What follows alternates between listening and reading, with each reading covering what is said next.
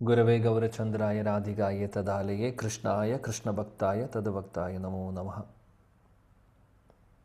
ഹരേ കൃഷ്ണ. പ്രിയപ്പെട്ട എല്ലാ ഭക്തർക്കും എൻ്റെ വിനീതമായ പ്രണാമം. ശ്രീമദ് ഭാഗവതം നമ്മൾ പഠിച്ചു വരുന്നു. ഭഗവാന്റെ കൃപ കൊണ്ട് ആദ്യത്തെ സ്കന്ധത്തിലെ 4-ാമത്തെ അധ്യായമാണ് നമ്മൾ പഠിക്കുന്നത്. ഇന്നലെ നമ്മൾ ശ്ലോകം 25 വരെ പഠിച്ചു. ഇന്നലെ നമ്മൾ കണ്ടു വ്യാസദേവൻ വേദങ്ങളെ എങ്ങനെയാണ് ഡിവൈഡ് ചെയ്യുന്നത് എന്നുള്ളത്. അതിനുശേഷം ഓരോ വ്യക്തികളെ, ഓരോ ഋഷിവര്യന്മാരെ അത് ഏൽപ്പിക്കുന്നു. ഇതെല്ലാം നമ്മൾ ഇന്നലെ പഠിച്ചു. ഋഗ്വേദം പൈല ഋഷി, സാമവേദം ജൈമിനി ഋഷി, യജുർവേദം വൈശംപായന, അഥർവവേദം ആംഗീര മുനി, പുരാണങ്ങൾ രോമഹർഷണ സൂത ഗോസ്വാമിയുടെ അച്ഛൻ. ഇനി അതിനുശേഷം വ്യാസദേവന് മനസ്സിൽ തോന്നുന്ന, അദ്ദേഹം ധ്യാനിച്ചുകൊണ്ടിരിക്കുകയാണ് അല്ലേ, അദ്ദേഹം ധ്യാനിച്ചുകൊണ്ടിരിക്കുന്നു. അത് നമ്മൾ കണ്ടു. അതിനുശേഷം ഇനി പറയുന്നു വ്യാസദേവനകത്ത് ഉള്ളിൽ മനസ്സിൽ തോന്നുന്ന ആ ഒരു കാര്യങ്ങളാണ് ഇനി നമ്മൾ പഠിക്കാൻ പോകുന്നത്. വ്യാസദേവന് സംതൃപ്തി തോന്നുന്നില്ല. വേദങ്ങളെല്ലാം എഴുതി, പുരാണങ്ങളെഴുതി, ഉപനിഷത്തുകളെഴുതി, മഹാഭാരതം എഴുതി, എല്ലാം കഴിഞ്ഞിട്ടും അദ്ദേഹത്തിന് സാറ്റിസ്ഫാക്ഷൻ കിട്ടിയിട്ടില്ല. ശ്രീമദ് ഭാഗവതം ഒഴിച്ച് എല്ലാം എഴുതിയിട്ടുണ്ട്. അദ്ദേഹത്തിന് ഇതുവരെ സമാധാനം കിട്ടുന്നില്ല. എന്താണ് എന്നുള്ളത് അദ്ദേഹം ചിന്തിക്കുന്നു. ആദ്യം അദ്ദേഹം ചിന്തിക്കുന്നു, എന്ത് പറ്റി, എന്തുകൊണ്ട് എനിക്ക് ഒരു സാറ്റിസ്ഫാക്ഷൻ കിട്ടാത്തത് എന്ന് അദ്ദേഹം ചിന്തിക്കുകയാണ്. ഇനി അതിനുശേഷം എന്ത് സംഭവിക്കുന്നു എന്നുള്ളത് നമുക്ക് നോക്കാം. ആദ്യം അപ്പോൾ 26-ാമത്തെ ശ്ലോകം പഠിക്കാം. ഏവം പ്രവൃത്യസ്യ സദാ ഭൂതാനാം ശ്രേയസി ദ്വിജാഃ സർവാത്മകേനാപി യദാ നാതുഷ്ട്യാദ് ധൃദയം തതഃ. ഓക്കെ, ജയദായിനി മാതാജി വായിച്ചോളൂ.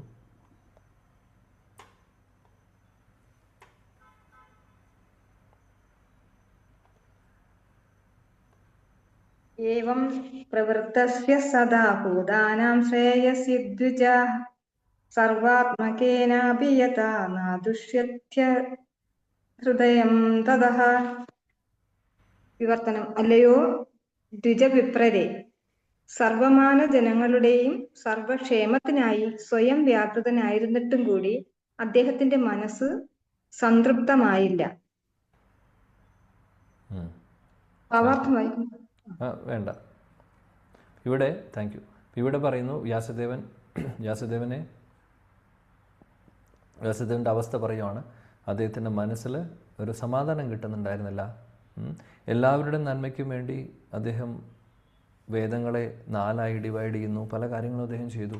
അതിനുശേഷം ഒരുപാട് കാര്യങ്ങൾ അദ്ദേഹം ചെയ്തു. അതായത് വേദങ്ങളും ഉപവേദങ്ങളും ബാക്കിയുള്ളതെല്ലാം കഴിഞ്ഞു.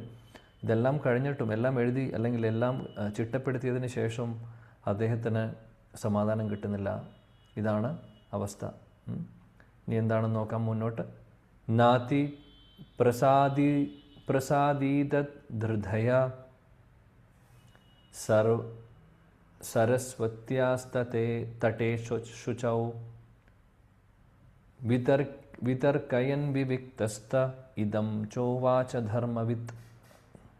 ഓക്കെ, ജി കെ നായർ പ്രഭു വായിച്ചോളൂ.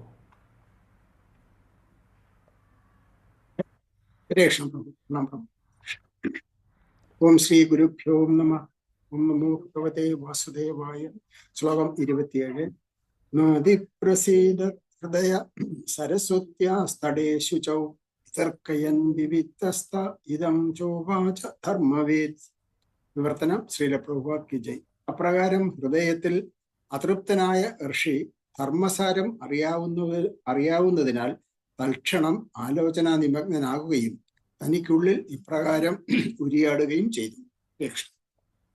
Thank you. അങ്ങനെ വ്യാസദേവൻ മനസ്സിൽ സമാധാനമില്ല, സന്തോഷം കിട്ടുന്നില്ല. അപ്പോൾ അദ്ദേഹം ചിന്തിക്കുകയാണ്, എന്താണ് പ്രശ്നം. അപ്പോൾ അദ്ദേഹത്തിന് ഒരു ക്ലൂ കിട്ടുന്നുണ്ട് എന്താണ് എന്നുള്ളത്.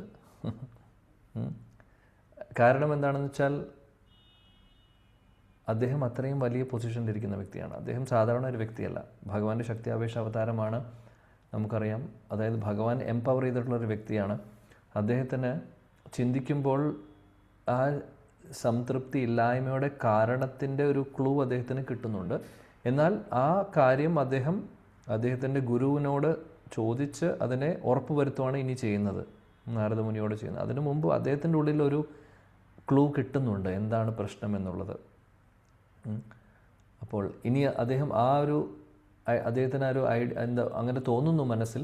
കാരണം അദ്ദേഹത്തിന് എല്ലാ ധർമ്മം അല്ലെങ്കിൽ എന്താണ് ധർമ്മം എന്ന് അദ്ദേഹത്തിന് അറിയാത്ത വ്യക്തിയല്ല. സവൈ പുംസ പരോ ധർമ്മ യഥോ ഭക്തി രഥോക്ഷജ എന്നുള്ളത് അദ്ദേഹത്തിന് അറിയാഞ്ഞിട്ടല്ല, പക്ഷേ അദ്ദേഹം അത് അറിയാവുന്നത് കൊണ്ട് അദ്ദേഹത്തിൻ്റെ ഉള്ളിൽ ആ ഡിസ്സാറ്റിസ്ഫാക്ഷൻ അല്ലെങ്കിൽ ആ ഒരു സംതൃപ്തി കുറവിൻ്റെ കാരണം അതിൻ്റെ ക്ലൂ അദ്ദേഹത്തിന് കിട്ടുന്നു. ഇനി അത് അദ്ദേഹം എക്സ്പ്രസ് ചെയ്യുകയാണ് ചെയ്യുന്നത്. ഇനി വരുന്ന ശ്ലോകങ്ങളിൽ അദ്ദേഹം കണ്ടംപ്ലേറ്റ് ചെയ്യുകയാണ്, അല്ലെങ്കിൽ അദ്ദേഹം ചിന്തിക്കുകയാണ്, ഇതാണ് കാരണമെന്ന് ഞാൻ വിചാരിക്കുന്നു എന്നുള്ള രീതിയിൽ അദ്ദേഹം ചിന്തിക്കുകയാണ്. നോക്കാം എന്താണെന്നുള്ളത്. ധൃതവ്രതേന ഹി മയാ ഛന്ദാംസി ഗുരവോ ജ്ഞയഃ മാനിതാ നിർവ്യലികേന ഗൃഹീതം ചാനുശാസനം ഭാരത വ്യപദേശേന ഹി ആംനായാർത്ഥാശ്ച പ്രദർശിതഃ ദൃശ്യത്തെ യത്ര ധർമാദി സ്ത്രീ ശൂദ്രാർഭിർ അപി ഉത. ജ്ഞാനാംബിക മാതാജി ഉണ്ടോ? അതിന് മുമ്പിൽ രണ്ടുപേരും കൂടി ഉണ്ടല്ലോ പ്രഭു. ഹരേ കൃഷ്ണ. ധൃതവ്രതേന ഹി മയാ ഛന്ദാംസി ഗുരുവോഗ്നയ പറഞ്ഞിട്ട് 28 ശ്ലോകം വായിച്ചുല്ലോ. ഞാനത് വായിച്ചിരുന്നു. വായിക്കട്ടെ പ്രഭു. സോറി പ്രഭുജി. ഹരേ കൃഷ്ണ. ഹരേ കൃഷ്ണ. ശ്ലോകം 28 20 വായിക്കട്ടെ പ്രഭു. വായിക്കൂ. ശ്ലോകം 28 29. ധൃതവ്രതേന ഹീമയാ ഛന്ദാംസി ഗുരവോഗ്നയാം മാനിതാ നിർവ്യാളികേന ഗൃഹീതം ചാനുശാസനം ഭാരതവ്യപദേശേന ഹ്യമ്നായ ആർത്ഥ പ്രദർശിതഃ ദൃശ്യതേ യത്ര ധർമാദി സ്ത്രീശൂദ്രാദി അപീരപ്യതേ. ഹരേ കൃഷ്ണ. വിവർത്തനം ശ്രീല പ്രഭുപാദ് കി ജയ്. ഞാൻ ശിക്ഷണാപരമായ കാർക്കശ്യ ശപഥവിധേയനാകയാൽ വേദങ്ങളുടെയും ആത്മീയ ആചാര്യനെയും യജ്ഞവേദികളെയും വിനീതമായി ആരാധിക്കുകയും അനുശാസനങ്ങൾ അനുവർത്തിക്കുകയും ചെയ്തു. സ്ത്രീകൾക്കും ശൂദ്രർക്കും മറ്റുള്ളവർക്കും ദ്വിജബന്ധുക്കൾക്കും ധർമ്മമാർഗം ദർശിക്കുവാൻ സാധ്യമാകുന്ന മഹാഭാരത വർണ്ണനകളിലൂടെ ഞാൻ ശിഷ്യ പരമ്പരയുടെ പൊരുൾ ദൃശ്യമാക്കുകയും ചെയ്തു. ഹരേ കൃഷ്ണ പ്രഭുജി. Thank you. വ്യാസദേവൻ ആലോചിക്കുകയാണ് അദ്ദേഹം ചെയ്തിട്ടുള്ള കാര്യങ്ങളെക്കുറിച്ച്. അദ്ദേഹം എടുത്തിട്ടുള്ള ആ എഫേർട്ടുകളൊക്കെ അദ്ദേഹം ഓർക്കുകയാണ്. അദ്ദേഹം ചിന്തിക്കുകയാണ്, അല്ലെങ്കിൽ ധ്യാനിക്കുമ്പോൾ അദ്ദേഹത്തിൻ്റെ മനസ്സിൽ തോന്നുന്ന കാര്യങ്ങളാണ്. അദ്ദേഹം ചിന്തിക്കുന്നു, ഞാൻ നല്ല രീതിയിൽ വ്രതങ്ങളെല്ലാം എടുത്തിട്ടുണ്ട്. അതേപോലെ തന്നെ അദ്ദേഹം പറയുന്നു നിർവ്യലികേന. അതായത് അദ്ദേഹം പറയുന്നു, ഞാൻ ഒരു മുടക്കം കൂടാതെ അല്ലെങ്കിൽ അതിലൊരു മോശം കൂടാതെ അല്ലെങ്കിൽ ഒരു കുറവുമില്ലാതെ ഞാൻ വേദങ്ങളെയും ഗുരുവിനെയും അതേപോലെ യജ്ഞവും എല്ലാം, യജ്ഞത്തിൻ്റെ ആ ഒരു യജ്ഞ കുണ്ഡമാണെങ്കിലും ഇതെല്ലാം ഞാൻ വേണ്ട രീതിയിൽ ആ ആരാധന എങ്ങനെയാണോ ചെയ്യേണ്ടത് അതെല്ലാം ഞാൻ ചെയ്തിട്ടുണ്ട്. അതെല്ലാം ചെയ്തുകൊണ്ട് തന്നെയാണ് ഞാൻ ഇതെല്ലാം ക്രമീകരിക്കുന്നത്, ചിട്ടപ്പെടുത്തുന്നത്, വേദങ്ങളെല്ലാം. അപ്പോൾ അതായത് വേണ്ട വ്രതങ്ങളെല്ലാം എടുത്തിട്ടാണ് ചെയ്തിട്ടുള്ളത്. അതേപോലെ വേദങ്ങളെ ആരാധിക്കുകയും ഗുരുവിനെയും അതേപോലെ തന്നെ യജ്ഞം, ഇതൊരു യജ്ഞമായിട്ട് നമ്മൾ കണക്കാക്കുകയാണെങ്കിൽ ആ യജ്ഞം ചെയ്യുന്ന ആ ഒരു സ്ഥലം, ഓൾട്ടർ, ഇതെല്ലാം ഞാൻ വേണ്ട രീതിയിൽ ധ്യാനിച്ച് അല്ലെങ്കിൽ വേണ്ട രീതിയിൽ ആരാധിച്ചുകൊണ്ട് തന്നെയാണ് എഴുതിയിട്ടുള്ളത്. അതേപോലെ തന്നെ എല്ലാവിധ റൂളുകളും എല്ലാവിധ നിയമങ്ങളും പാലിച്ചിട്ടുണ്ട്. അതേപോലെ തന്നെ ഞാൻ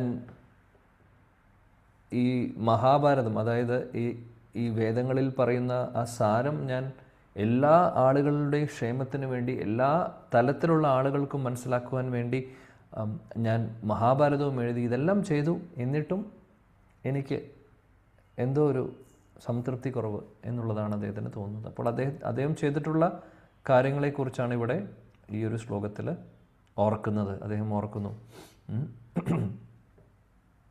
പ്രഭുപാദ് ഭാവാർത്ഥത്തിൽ പറയുന്നു, വേദങ്ങളിൽ പറയുന്ന കാര്യങ്ങൾ മനസ്സിലാവണമെങ്കിൽ ആ ഗുരു ശിഷ്യ പരമ്പരയിൽ പറയുന്ന കാര്യങ്ങളെല്ലാം വേണ്ട രീതിയിൽ അത് ആചരിച്ച് ചെയ്യുന്ന ആളുകൾക്ക് മാത്രമേ ഇതെല്ലാം മനസ്സിലാക്കാൻ സാധിക്കുകയുള്ളൂ എന്നുള്ളത്. അപ്പോൾ വ്യാസദേവൻ ഇതെല്ലാം ചിട്ടപ്പെടുത്തുന്നു എന്നുള്ളത് ശരിയാണ്. പക്ഷെ വ്യാസദേവൻ ഒരിക്കലും നാരദമുനിയെയും ബ്രഹ്മാവിനെയും ഭഗവാനെയും മറക്കുന്നില്ല. അപ്പോൾ എപ്പോഴും അദ്ദേഹം ഓർക്കുന്നുണ്ട്, അതായത് ഇതെങ്ങനെയാണ് ഈ ഒരു ജ്ഞാനം എനിക്ക് കിട്ടിയിട്ടുള്ളത് എന്നുള്ളത് അദ്ദേഹം ഓർക്കുന്നു. അപ്പോൾ പ്രഭുപാദ് പറയുന്നത്, ഈ വേദങ്ങളെക്കുറിച്ച് മനസ്സിലാക്കണമെങ്കിൽ, അല്ലെങ്കിൽ ശാസ്ത്രങ്ങളെക്കുറിച്ച് നമ്മൾ മനസ്സിലാക്കണമെങ്കിൽ ഇതെപ്പോഴും ഓർക്കണം. ഗുരുവിൻ്റെ ആ ഒരു കൃപയുണ്ടെങ്കിലും ഭഗവാന്റെ കൃപയുണ്ടെങ്കിൽ മാത്രമേ നമുക്ക് സാധിക്കുകയുള്ളൂ. വേദങ്ങളിലും അല്ലെങ്കിൽ ശാസ്ത്രങ്ങളിലും അതേപോലെ ഗുരുവിലും ഭഗവാനിലും ഒരേപോലെ വിശ്വാസം ഉണ്ടാവണം. അങ്ങനെയാവുമ്പോഴാണ് നമുക്കിതെല്ലാം വെളിപ്പെടുന്നത്. ഇല്ലെങ്കിൽ ഇതെല്ലാം ഗുഹ്യമായിട്ട് തന്നെ ഇരിക്കും. ഗുരുതത്വത്തിൽ നമ്മൾ പഠിക്കുന്ന കാര്യമാണ്. ഗുരുവിനോടുള്ള വിശ്വാസം നമുക്ക് വേണം. ഗുരുവിൽ പൂർണ്ണ വിശ്വാസം വേണം. എങ്ങനെയാണോ നമുക്ക് ഭഗവാനിൽ വിശ്വാസമുള്ളത്, അതേപോലെ ഗുരുവിലും വിശ്വാസം വേണം. അതാണ് പറയുന്നത്. അപ്പോഴാണ് ഇതെല്ലാം ശാസ്ത്രങ്ങളിൽ പറയുന്ന കാര്യങ്ങളൊക്കെ നമുക്ക് വെളിപ്പെട്ട് വരുന്നത്. ഇല്ലെങ്കിൽ ഇതെല്ലാം സീക്രട്ടായിട്ട് അല്ലെങ്കിൽ ഗുഹ്യമായിട്ട് തന്നെ ഇരിക്കുന്നു. യസ്യ ദേവേ പരാദേ, ഏത് ശ്ലോകം അറിയോ ആർക്കെങ്കിലും? യസ്യ ദേവേ പരാഭക്തിർ യഥാ ദേവേ താഗുരു തസ്യൈ ഖദിതാഹി അത്താഹ പ്രകാശന്തേ മഹാത്മനാഹ. Very good, thank you. ഗുരുവിലും ആധ്യാത്മിക ഗുരുവിലും വിശ്വാസമുള്ള മഹാത്മാക്കൾക്ക് മാത്രമേ വേദജ്ഞാനം യാന്ത്രികമായി വെളിപ്പെടുത്തൂ. Hare Krishna. Shvetashvataropanishad 6.23. Haribol, very good, thank you Mataji. Seena Mataji with reference പറയുന്നു ശ്വേതാശ്വതരോപനിഷത്തിലെ മനോഹരമുള്ള ശ്ലോകം. അപ്പോൾ അവിടെ പറയുന്നു, വേദങ്ങൾ നമ്മൾ ഗുരുവിൽ ഭഗവാനിലുള്ള വിശ്വാസം പോലെ തന്നെ ഗുരുവിൽ നമുക്ക് വിശ്വാസം വേണം എന്നുള്ളത്. എന്നാലാണ് ഇതെല്ലാം വെളിപ്പെടുന്നത്. ശ്ലോകം 30 നോക്കാം. തഥാപി ബതാമേ ദൈഹ്യോ ഹി ആത്മാ ചൈവാത്മനാ വിഭു അസമ്പന്ന ഇവ ഭാതി ബ്രഹ്മ വർച്ചസ്യ സത്തമഃ. ഓക്കെ, സീനമാതജിയുടെ ഭാഗവതം ഉണ്ടെങ്കിൽ വായിച്ചോളൂ.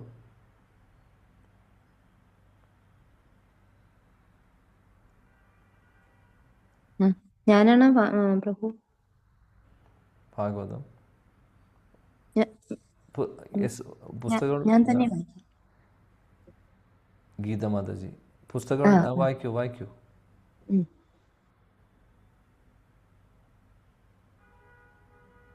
ഹരിബോൾ. മാതാജി, ശ്രീമദ് ഭാഗവതം എത്രാമത്തെ അധ്യായം, ഏത് സ്കന്ധവാ? ഞാൻ ക്ലാസ്സിൽ കയറാറില്ല, കുറച്ച് ദിവസം ഉണ്ട്. സ്കന്ധം 1 4-ാമത്തെ അധ്യായം 30-ാമത്തെ ശ്ലോകം. ഓക്കെ, ഗീത മാതാജി കാണുന്നില്ല. ശ്രീദേവി മാതാജിയുടെ പുസ്തകം ഉണ്ടോ? ശ്രീദേവി മാതാജി ഹരേ കൃഷ്ണ പ്രഭു.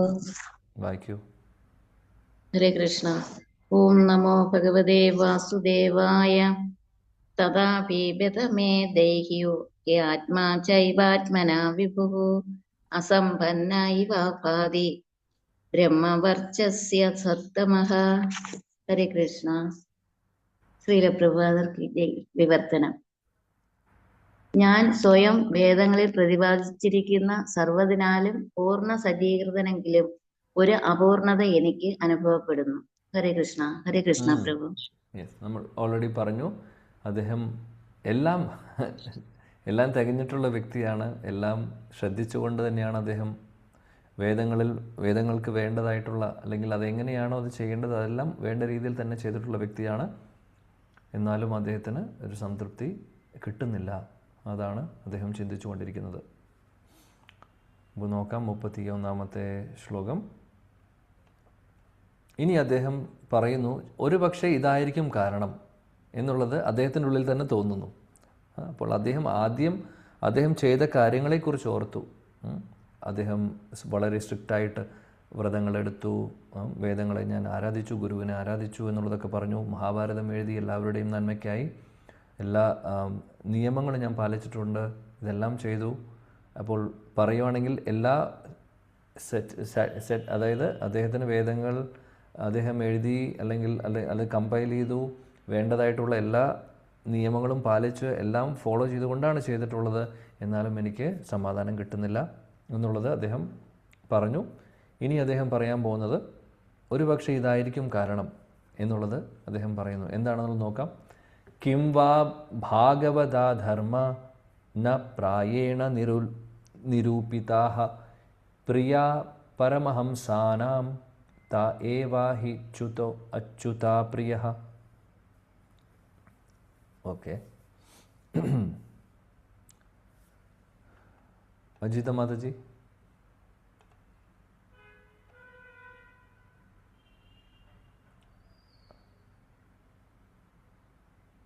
അജിത മാതാജി ഇല്ല. ഓക്കെ,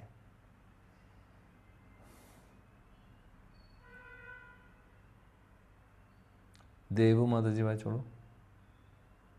ഹരേ കൃഷ്ണ പ്രഭു. ശ്ലോകം 31. ഓം നമോ ഭഗവതേ വാസുദേവായ.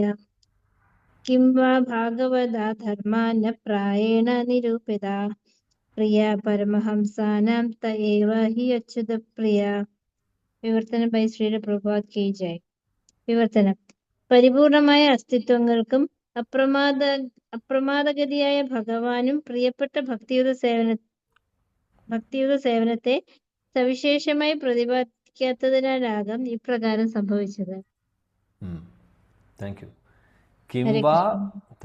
കിം വാ ഭാഗവത ധർമ്മം. ഭാഗവത ധർമ്മം എന്ന് പറഞ്ഞു കഴിഞ്ഞാൽ ഭക്തിയുത സേവനങ്ങൾ. ഭാഗവത ധർമ്മത്തെക്കുറിച്ച് ഞാൻ വേണ്ട രീതിയിൽ പറഞ്ഞിട്ടില്ല, വേണ്ട രീതിയിൽ ഞാൻ വിവരിച്ചിട്ടില്ല എന്നുള്ള തോന്നലാണ് അദ്ദേഹത്തിൻ്റെ ഉള്ളിൽ വരുന്നത്.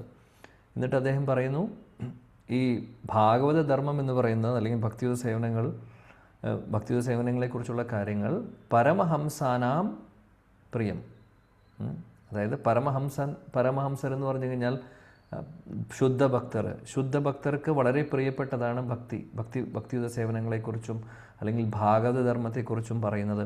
അപ്പോൾ ആ കാര്യം ഞാൻ വേണ്ട രീതിയിൽ വിവരിച്ചിട്ടില്ല എന്നുള്ള കാര്യമാണ് എനിക്ക് തോന്നുന്നത്. അപ്പോൾ ഓൾറെഡി വ്യാസദേവൻ അദ്ദേഹത്തിൻ്റെ ഉള്ളിൽ അതിനുള്ള ഉത്തരം കിട്ടുന്നുണ്ട്. അതാണ് പറയുന്നത്, വ്യാസദേവൻ അത് മനസ്സിലാവുന്നുണ്ട്. അപ്പോൾ മനസ്സിലാവുന്ന കാര്യം അദ്ദേഹം റീകൺഫേം ചെയ്യുന്നു അദ്ദേഹത്തിൻ്റെ ഗുരുവായിട്ട്. അതാണ് ഇനി സംഭവിക്കാൻ പോകുന്നത്. ഇപ്പോൾ പ്രഭുപാദ് ഭാവാർത്ഥത്തിൽ പറയുന്നു, വ്യാസദേവൻ്റെ ആ വാക്കിൽ തന്നെ നമുക്ക് മനസ്സിലാവും, അല്ലെങ്കിൽ വ്യാസദേവന് കാര്യം മനസ്സിലായി, ആ ഒരു സംതൃപ്തി കുറവിൻ്റെ കാര്യം. അപ്പോൾ പ്രഭുപാദ് പറയുന്നു, ഭക്തിയുത സേവനങ്ങൾ ചെയ്യാതെ ഒരു ജീവാത്മാവിനും അല്ലെങ്കിൽ ആർക്കും ഒരു ജീവജാലത്തിനും സമാധാനവും കിട്ടില്ല, അല്ലെങ്കിൽ സന്തോഷവും ഉണ്ടാവില്ല എന്നാണ് പറയുന്നത്. യയാത്മാ സൂപ്രസീദതി, അല്ലേ? യയാത്മാ സൂപ്രസീദതി. നമ്മൾ ആരും ശരീരമല്ല, നമ്മൾ ആത്മാ ഭഗവാന്റെ അംശമാണ്. മമേ വംശോ ജീവലോകെ, ജീവഭൂത സനാതനമായിട്ടുള്ള ജീവാത്മാക്കളാണ്. നമ്മുടെ സാറ്റിസ്ഫാക്ഷൻ എന്ന് പറഞ്ഞു കഴിഞ്ഞാൽ, സംതൃപ്തി എന്ന് പറഞ്ഞു കഴിഞ്ഞാൽ ഭക്തിയുത സേവനങ്ങളിലൂടെ മാത്രമേ നമുക്ക് കിട്ടാൻ പോകുന്നുള്ളൂ. അല്ലാതെ വേറെ ഒരു വഴിയുമില്ല.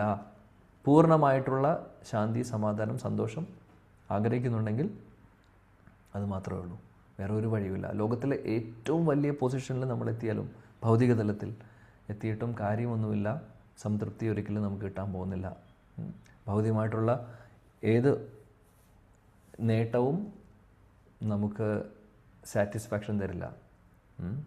ഇന്ദ്രിയ സുഖങ്ങൾ തരുമായിരിക്കാം, പക്ഷേ ഇന്ദ്രിയ സുഖം ശാശ്വതമായിട്ടുള്ള കാര്യമല്ല. അത് സീസൺ മാറുന്ന പോലെ മാറിക്കൊണ്ടിരിക്കും, അല്ലെങ്കിൽ ഇപ്പോഴത്തെ സുഖം നാളെ വേദനയായി മാറും. അതാണ് ഇന്ദ്രിയ സുഖങ്ങളുടെ കാര്യം. അങ്ങനെയാണ് ഭഗവത്ഗീതയിൽ പറയുന്നുണ്ട് അല്ലേ. ആദ്യം അത് വളരെ മധുരമായിട്ടുള്ളത് തോന്നും, പിന്നീട് അത് വിഷമായി മാറും എന്നുള്ളത്. എന്നാൽ ഭക്തിയുത സേവനങ്ങളും ഭക്തിപരമായിട്ടുള്ള കാര്യങ്ങളും ആത്മീയ കാര്യങ്ങളും എങ്ങനെയാണ്? ആദ്യം കുറച്ച് നമുക്കത് ആക്സെപ്റ്റ് ചെയ്യാൻ കുറച്ച് ബുദ്ധിമുട്ടുണ്ടാവും. ആദ്യം നമുക്ക് വിഷമായിട്ട് തോന്നും, പിന്നീട് അത് അമൃതമായി മാറുന്നു. സോ അങ്ങനെയാണ്. അപ്പം തുടക്കത്തിൽ നമുക്ക് ഭക്തിമാർഗം സ്വീകരിക്കാൻ ഈ നിയമം പാലിക്കണം, അത് ചെയ്യണം, ഇവിടെ ചെയ്യണം, ഇത്രയും സമയം ഇതിനു വേണ്ടി മാറ്റിവെക്കണം, ഒരുപാട് നമുക്ക് ചിലപ്പോൾ ഒരുപക്ഷെ നമുക്ക് ബുദ്ധിമുട്ടുകളായിട്ട് തോന്നിയിട്ടുണ്ടാവും, അല്ലെങ്കിൽ തോന്നുന്നുണ്ടാവും. എന്നാൽ പിന്നീട് അത് നമുക്ക് ഏറ്റവും സന്തോഷം തരുന്ന കാര്യമായി മാറുന്നു. ഒരു സന്തോഷം എന്ന് പറയുന്നത് ആത്മീയ തലത്തിലുള്ളതാണ്. ശരിക്കും ആത്മീയ തലത്തിൽ ഉള്ളതാണ് സന്തോഷം എന്ന് പറയുന്നത്. അല്ലാതെ നമ്മൾ ഉദ്ദേശിക്കുന്ന ഹാപ്പിനെസ് എന്ന് പറയുന്നത് ഇന്ദ്രിയ സുഖമല്ല. അതല്ല ശരിയായിട്ടുള്ള സന്തോഷം എന്നുള്ളത് നമ്മളെ വീണ്ടും ഓർമ്മിപ്പിക്കുന്നു. അപ്പോൾ അങ്ങനെ ആ ആത്മീയ തലത്തിലുള്ള സന്തോഷം നമുക്ക് സാധിക്കുന്നത് എങ്ങനെയാണ്? ഭക്തി സേവനങ്ങളിലൂടെ മാത്രമാണ് എന്നാണ് പ്രഭുപാദ് ഇവിടെ ഒന്നും കൂടെ നമ്മളെ ഓർമ്മിപ്പിച്ച് പറയുന്നു. നമ്മുടെ സ്ഥായി ഭാവത്തിൽ, അല്ലെങ്കിൽ നമ്മൾ നാച്ചുറലി നമ്മൾ എന്താണോ അത് കിട്ടിയില്ലെങ്കിൽ നമുക്ക് ആർക്കും സമാധാനം ഉണ്ടാവില്ല അല്ല. നാച്ചുറൽ പൊസിഷൻ നമുക്ക് വേണം. ആ നാച്ചുറൽ പൊസിഷൻ എന്ന് പറയുന്നത് എന്താണ്? ഭഗവാന്റെ സേവകൻ എന്നുള്ള പൊസിഷനാണ്. ആ ഒരു കാര്യം മനസ്സിലാക്കാതെ, അല്ലെങ്കിൽ ആ ഒരു ബോധം നമുക്ക് വരാത്തോടത്തോളം കാലം സമാധാനം ഉണ്ടാവില്ല. ശ്ലോകം അടുത്തത് നോക്കാം, 32. അങ്ങനെ അദ്ദേഹത്തിൻ്റെ ഉള്ളിൽ കാരണം മനസ്സിലായി. ആ സമയത്ത് അവിടെ അദ്ദേഹത്തിൻ്റെ ഗുരു വരുന്നു. നമുക്ക് നോക്കാം. ശ്രീപാദ് നാരദമുനിയുടെ എൻട്രിയാണ്. തസ്യൈവം ഖിലം ആത്മാനം മന്യാമാനസ്യ കീദ്യതഃ കൃഷ്ണസ്യ നാരദോ ഭ്യാഗാത് ആശ്രമം പ്രാഗ് ഉദാഹൃതം. ഓക്കെ. കൃഷ്ണ അജിത് മാതാജി പ്രഭു.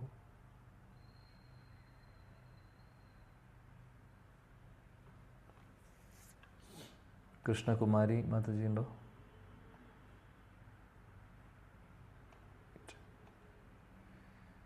ഓക്കെ.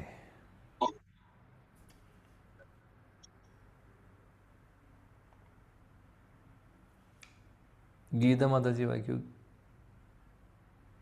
ഞാനാണ് നേരത്തെ വായിക്കാമെന്ന് പറഞ്ഞിട്ട് പിന്നെ വായിച്ചില്ലായിരുന്നു.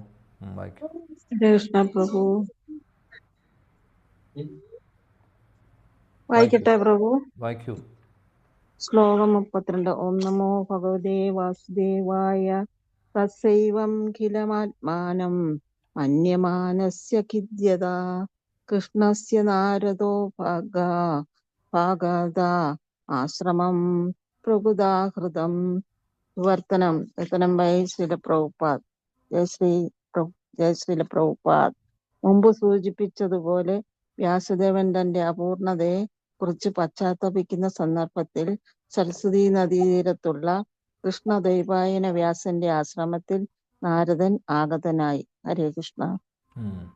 അങ്ങനെ നാരദമുനി വിഷമിച്ചിരിക്കുന്ന സമയത്ത് വ്യാസദേവൻ വിഷമിച്ചിരിക്കുന്ന സമയത്ത് വ്യാസദേവന്റെ ആ ഒരു ആശ്രമത്തിൽ അദ്ദേഹത്തിൻ്റെ ഗുരു ശ്രീപാദ് നാരദമുനി വരുന്നു. വ്യാസദേവൻ അവനവൻ്റെ അതായത് ഞാൻ ചെയ്തത് എന്തോ ശരിയായിട്ടില്ല എന്നുള്ളത് ധാരണ അദ്ദേഹത്തിന് കിട്ടി ഓൾറെഡി. അദ്ദേഹത്തിന് ആ തോന്നൽ വന്നു. കറക്റ്റ് ആ സമയത്ത് തന്നെ നാരദമുനി അവിടെ വരുന്നു. വിശ്വനാഥ് ചക്രവർത്തി ഠാക്കൂർ ഇവിടെ ഈ ശ്ലോകത്തിൽ പറയുന്നു, വ്യാസദേവൻ ശക്തിയാവേശ അവതാരമല്ലേ? ആണ്. ശക്തിയാവേശ അവതാരമായിട്ടുള്ള വ്യാസദേവന് എങ്ങനെ ആ ഒരു സംതൃപ്തി കുറവ് തോന്നുന്നു? അദ്ദേഹത്തിന് എല്ലാ അറിവുമുള്ള വ്യക്തിയല്ലേ. ഭഗവാന്റെ ശക്തിയാവേശ അവതാരം എന്ന് പറയുമ്പോൾ അത് സംഭവ്യമല്ല ശരിക്കും പറയുകയാണെങ്കിൽ. പക്ഷേ അദ്ദേഹം അപ്പോൾ അത് റീകൺഫേം ചെയ്യുന്നു. അദ്ദേഹം ശക്തിയാവേശ അവതാരമാണ്. അദ്ദേഹത്തിന് അറിവിൻ്റെ ഒരു ജ്ഞാനത്തിൻ്റെയും കുറവുമില്ല. അദ്ദേഹത്തിന് ഇങ്ങനെ അസംതൃപ്തി തോന്നായ്മ ആ ഒരു ഡിസ്സാറ്റിസ്ഫാക്ഷൻ തോന്നേണ്ടതായിട്ടുള്ള ഒരു കാര്യവും വരുന്നില്ല. എന്നാലും ഇത് സംഭവിക്കുന്നു. കാരണം എന്താണെന്ന് വെച്ചാൽ ഇതെല്ലാം ഭഗവാൻ കൃഷ്ണൻ, അതാണ് ഇവിടെ പറയുന്നത്, ഭഗവാൻ കൃഷ്ണൻ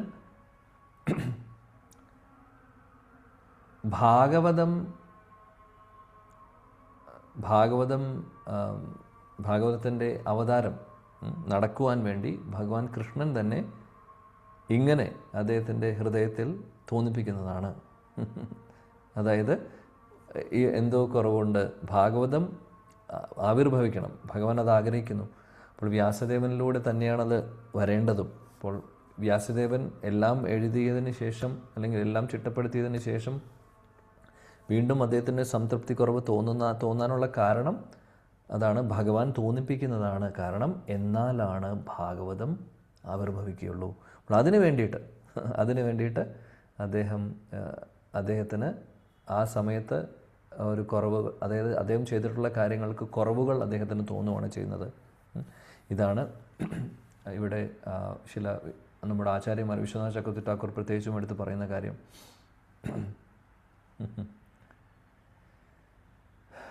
പിന്നീട് ആചാര്യന്മാർ പറയുന്നത് എന്താണെന്ന് വെച്ചാൽ, അദ്ദേഹം തന്നെ പറയുന്നു, ഈ ഭക്തിയുത സേവനങ്ങളിലൂടെ മാത്രമാണ് ശരിയായിട്ടുള്ള ശാസ്ത്രങ്ങളിൽ പറഞ്ഞിട്ടുള്ള ആ പൂർണ്ണമായിട്ടുള്ള അർത്ഥം, മീനിങ് എല്ലാവർക്കും മനസ്സിലാക്കി കൊടുക്കാൻ പറ്റുന്നത്, അല്ലെങ്കിൽ അത് പ്രകടമാവുന്നത് ഭക്തിയിലൂടെ മാത്രമാണ് എന്നുള്ളത്. ഈ ഒരു കാര്യം വ്യാസദേവന് തോന്നുകയാണ് ചെയ്യുന്നത്. ബാക്കി, അതായത് ഞാൻ ചെയ്തു ഒരുപാട് കാര്യങ്ങൾ, പക്ഷേ വേണ്ട രീതിയിൽ ഭക്തിയെക്കുറിച്ച് പറഞ്ഞിട്ടില്ല.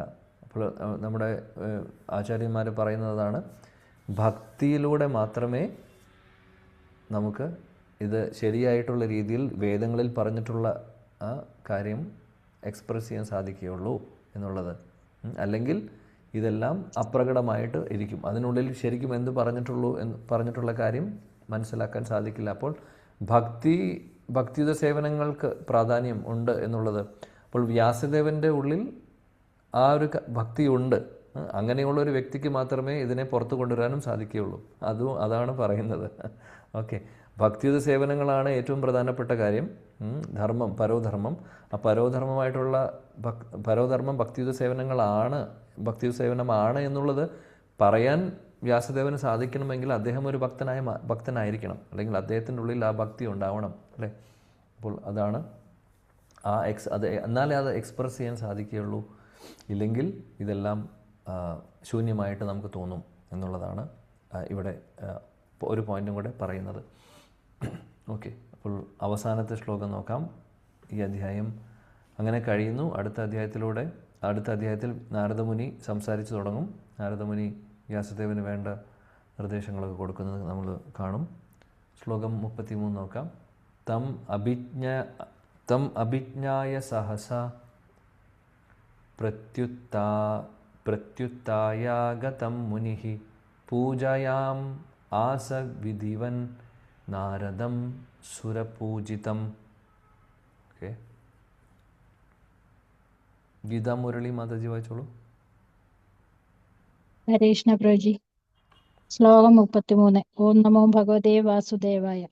തം അഭിജ്ഞായ സഹസ പ്രത്യുത്തായാഗതം മുനി പൂജയാമാസ വിധിൻ നാരദം സുരപൂജിതം. വിധിവൻ പൂജയാമാസ വിധിവൻ നാരദം സുരപൂജിതം. ഹരേ കൃഷ്ണ പ്രഭുജി. വിവർത്തനം വായിക്കൂ. വിവർത്തനം ശ്രീ ഭക്തിവേദാന്ത സ്വാമി ശൈല പ്രഭുപാദ് കി ജയ്. ശ്രീ നാരദന്റെ മംഗളകരമായ ആഗമനത്തിൽ സന്തോഷവാനായ ശ്രീ വ്യാസദേവൻ ആദരപൂർവ്വം എഴുന്നേറ്റ് സൃഷ്ടികർത്താവായ ബ്രഹ്മദേവന് നൽകപ്പെട്ടതിന് തുല്യമായ പൂജനീയ സ്ഥാനം നൽകിക്കൊണ്ട് അദ്ദേഹത്തെ ആരാധിച്ചു. ഹരേ കൃഷ്ണ. Thank you. വ്യാസദേവൻ ശ്രീപാദ് നാരദമുനിയെ കണ്ടപ്പോൾ ഉടനെ തന്നെ അദ്ദേഹം എഴുന്നേറ്റ് വേണ്ട എല്ലാ ആദരവുകളും കൊടുക്കുന്നു. അദ്ദേഹത്തെ ആരാധിച്ചുകൊണ്ട് അദ്ദേഹത്തെ സ്വീകരിക്കുന്നു. ഇതാണ് ചെയ്യുന്നത്. ഇവിടെ പറയുന്നത് നാരദമുനിയെ ഇവിടെ ഉപമിച്ചിട്ടുള്ളത് ബ്രഹ്മാവായിട്ടാണ്. അതായത് ബ്രഹ്മാവിനെ പോലെ ബ്രഹ്മാവ് വന്നു കഴിഞ്ഞാൽ എങ്ങനെയാണോ ചെയ്യേണ്ടത്, അല്ലെങ്കിൽ ആ ഒരു ബഹുമാനം നാരദമുനിക്ക് അദ്ദേഹം കൊടുക്കുന്നു. ഇവിടെ വിധി എന്ന് ഉദ്ദേശിക്കുന്നത് ബ്രഹ്മാവിനെയാണ്. അതായത് ആദ്യം സൃഷ്ടിക്കപ്പെട്ട ജീവജാലം എന്നുള്ള അർത്ഥമാണ് അവിടെ വരുന്നത്. അപ്പോൾ ശ്രീകൃഷ്ണൻ ഭഗവാൻ ബ്രഹ്മാവിന് പറഞ്ഞു കൊടുക്കുന്നു, അല്ലേ? ആ ബ്രഹ്മാവ് നാരദമുനിക്ക് പറഞ്ഞു കൊടുക്കുന്നു, അല്ലേ? ഭഗവാനിൽ നിന്ന് ബ്രഹ്മാവിന് ഭാഗവതം പറഞ്ഞു കൊടുക്കുന്നു, ഭാഗവതം പിന്നീട് നാരദമുനിക്ക് പറഞ്ഞു കൊടുക്കുന്നു. ഇതാണ് ആ ഒരു പരമ്പര.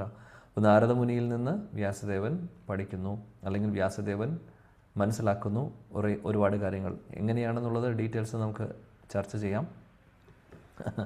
ഇവിടെ ഇത്രയും പറയുന്നുള്ളൂ. ഇനി അടുത്ത അധ്യായത്തിലാണ് ബാക്കി കാര്യങ്ങൾ വരുന്നത്. നമുക്ക് അടുത്ത ചാപ്റ്ററിൽ എന്താണ് പറയുന്നത് എന്ന് നോക്കാം. അപ്പോൾ ഇത്രയും മനസ്സിലാക്കുക. നാരദമുനി അവിടെ എത്തി. വ്യാസദേവൻ വേണ്ട ബഹുമാനത്തോടു കൂടി അദ്ദേഹത്തെ സ്വീകരിക്കുന്നു. ഇനി എന്ത് സംഭവിക്കുന്നു എന്നുള്ളത് അടുത്ത അധ്യായത്തിലാണ് പറയുന്നത്. അങ്ങനെ ഭക്തിവേദാന്ത പർപ്പോട്ട് 4-ാമത്തെ അധ്യായത്തിൽ ഇവിടെ അവസാനിക്കുന്നു. ശ്രീപാദ് നാരദമുനിയുടെ ആഗമനം, അല്ലെങ്കിൽ ആ ഒരു അദ്ദേഹം വരുന്ന കാര്യം മാത്രമേ പറഞ്ഞിട്ടുള്ളൂ. ഇനിയുള്ള കൂടുതൽ ഡീറ്റെയിൽസ് അടുത്ത ചാപ്റ്ററിലാണ്. നമുക്കപ്പോൾ അടുത്ത അധ്യായത്തിലേക്ക് പ്രവേശിക്കാം. ഹരേ കൃഷ്ണ ഹരേ കൃഷ്ണ കൃഷ്ണ കൃഷ്ണ ഹരേ ഹരേ, ഹരേ രാം രാം രാം ഹരേ ഹരേ. അധ്യായം 5. നാരദമുനി വ്യാസദേവന് കൊടുക്കുന്ന നിർദ്ദേശങ്ങളാണ്, ഇൻസ്ട്രക്ഷൻസാണ് നമ്മളിനി കാണാൻ പോകുന്നത് ഈ ഒരു അധ്യായത്തിൽ. 40 ശ്ലോകങ്ങൾ അടങ്ങുന്ന 5-ാമത്തെ അധ്യായം നമുക്ക് പഠിക്കാം, നോക്കാം. ശ്ലോകം 1. സൂതോവാച അതം തം സുഖമാസീന ഉപാസീനം ബൃഹശ്രവഃ ദേവർഷി പ്രാഹ വിപ്രാശീം വീണാപാണി സ്മയൻ ഇവ. ഓക്കെ, ഹരേ കൃഷ്ണ. വായിക്കട്ടെ പ്രഭു? വായിക്കൂ. ഓം നമോ ഭഗവതേ വാസുദേവായ. ശ്ലോകം അധ്യായം ഭാഗവതം പ്രഥമസ്കന്ധം 1 അധ്യായം 5 ശ്ലോകം 1. അഥതം സുഖമാസീന ഉപാസീനം ബൃഹച്ഛവാഹ ദേവർഷി പ്രാഹ വിപ്രർഷീം വീണാപാണീഹ സ്മയന്നിവ. വിവർത്തനം ശ്രീല പ്രഭുപാദിക്ക് ജയ്. സൂത ഗോസ്വാമി അരുളി ചെയ്തു, അപ്രകാരം ദേവർഷി നാരദൻ സൗകര്യപ്രദമായി ഉപവിഷ്ടനാവുകയും സൗമ്യമായി പുഞ്ചിരി തൂകിക്കൊണ്ട് ബ്രാഹ്മണ ഋഷിയെ വേദവ്യാസൻ അഭിസംബോധന ചെയ്യുകയും ചെയ്തു. ഹരേ കൃഷ്ണ. Thank you. നാരദമുനിയെ വ്യാസദേവൻ അവിടെ സ്വീകരിക്കുന്നു. വളരെ നല്ല രീതിയിൽ നമ്മൾ കഴിഞ്ഞ അധ്യായത്തിൽ കണ്ടു. അവസാനത്തെ ശ്ലോകം അദ്ദേഹത്തിന് നല്ലൊരു ആസനം, ഇരിക്കാനുള്ളൊരു സ്ഥലം കൊടുക്കുന്നു. അതേപോലെ പിന്നീട് ഇരുത്തി. അപ്പോൾ വിശ്വനാഥ് ചക്രവർത്തി ഠാക്കൂർ കുറച്ചുകൂടി ഡീറ്റെയിൽസ് പറയുന്നുണ്ട് അവിടെ എന്തൊക്കെ കൊടുത്തു എന്നുള്ളത്. ആസനം മാത്രമല്ല, അർഘ്യ, പാദ്യ, അതായത് ഇതെല്ലാം ഓരോ വിധികളാണ്. നമ്മൾ ഭഗവാനെ ആരാധിക്കുമ്പോൾ ചെയ്യുന്ന കാര്യങ്ങളാണ്. ആചമൻ കൊടുക്കുന്നു, അവർ ശുദ്ധമാവാനുള്ള കാര്യങ്ങൾ കൊടുക്കുന്നു, വെള്ളം കുടിക്കാൻ കൊടുക്കുന്നു, അതേപോലെ അങ്ങനെയുള്ള കാര്യങ്ങളെല്ലാം ചെയ്യുന്നു. അപ്പോൾ ഒരു അതിഥി വരുമ്പോഴും ഇരിക്കാൻ ഒരു ഇരിപ്പിടം കൊടുക്കണം, കുടിക്കാൻ വെള്ളം കൊടുക്കണം, മധുരമായിട്ടുള്ള വാക്കുകൾ എന്തെങ്കിലും നമ്മൾ സംസാരിക്കണം. മാത്രമല്ല എന്തെങ്കിലും ശുദ്ധമാവാൻ വേണ്ടിയിട്ട് കണ്ടിട്ടുണ്ടാവും, കാല് കഴുകാനും അല്ലെങ്കിൽ ആചമൻ ചെയ്യാനൊക്കെ കൊടുക്കുന്നതൊക്കെ. ഇതെല്ലാം അതിൻ്റെ ഒരു ഭാഗമാണ്. അപ്പോൾ ഇതെല്ലാം ഇദ്ദേഹം വ്യാസദേവൻ ചെയ്തു എന്നാണ് പറയുന്നത് നാരദമുനിയെ കണ്ടപ്പോൾ. ഇപ്പോൾ ഇവിടെ വേറൊരു കാര്യം കൂടെ പറയുന്നു. അങ്ങനെ നാരദമുനിയെ വളരെ നല്ലൊരു ആസനത്തിൽ ഇരുത്തി. ഇനി നാരദമുനി അദ്ദേഹം പറയാൻ പോവാണ്, വ്യാസദേവനോട് സംസാരിച്ചു തുടങ്ങാൻ പോവാണ്. അപ്പോൾ നാരദമുനിയുടെ മുഖത്ത് ഒരു പുഞ്ചിരിയുണ്ട്, അതിവിടെ പറയുന്നുണ്ട്. അദ്ദേഹത്തിന് പുഞ്ചിരിയോട് കൂടിയിട്ടാണ് അദ്ദേഹം വ്യാസദേവൻ്റെ മുഖത്ത് നോക്കി ഉത്തരം പറയാൻ പോകുന്നത്. കാരണം വ്യാസദേവൻ്റെ ഉള്ളിൽ നടക്കുന്ന കാര്യങ്ങൾ ഗുരുവിന് മനസ്സിലായി. അപ്പോൾ ശ്രീല വിശ്വനാഥ ചക്രവർത്തി ഠാക്കൂർ ഇവിടെ പറയുന്നത് അത് തന്നെയാണ്. അതായത് എന്തുകൊണ്ട് ചിരിക്കുന്നു എന്ന് പറഞ്ഞു കഴിഞ്ഞാൽ നാരദമുനിക്ക് ഓൾറെഡി മനസ്സിലായി വ്യാസദേവൻ ചോദിക്കാൻ പോകുന്ന ചോദ്യങ്ങൾ. അപ്പോൾ അങ്ങനെ ഗുരുവിന് മനസ്സിലാവും ശിഷ്യൻ്റെ അവസ്ഥ, ശിഷ്യൻ്റെ ഹൃദയത്തിൽ മനസ്സിൽ നടക്കുന്ന കാര്യങ്ങൾ ഗുരുവിന് മനസ്സിലാക്കാൻ സാധിക്കും. അപ്പോൾ ഓൾറെഡി ഇദ്ദേഹത്തിന് മനസ്സിലായി.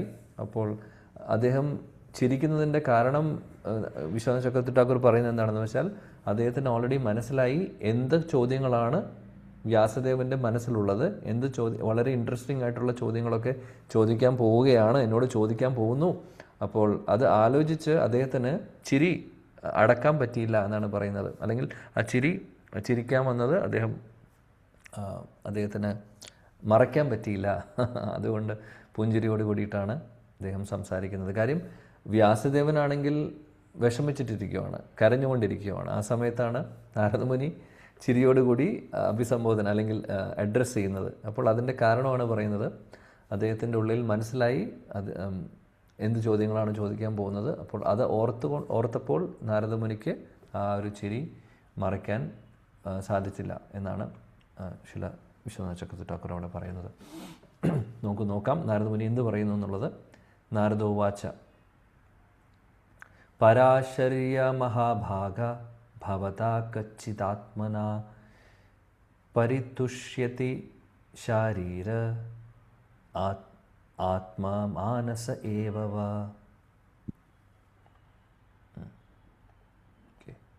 ജ്യോതിലക്ഷ്മി മാതാജി.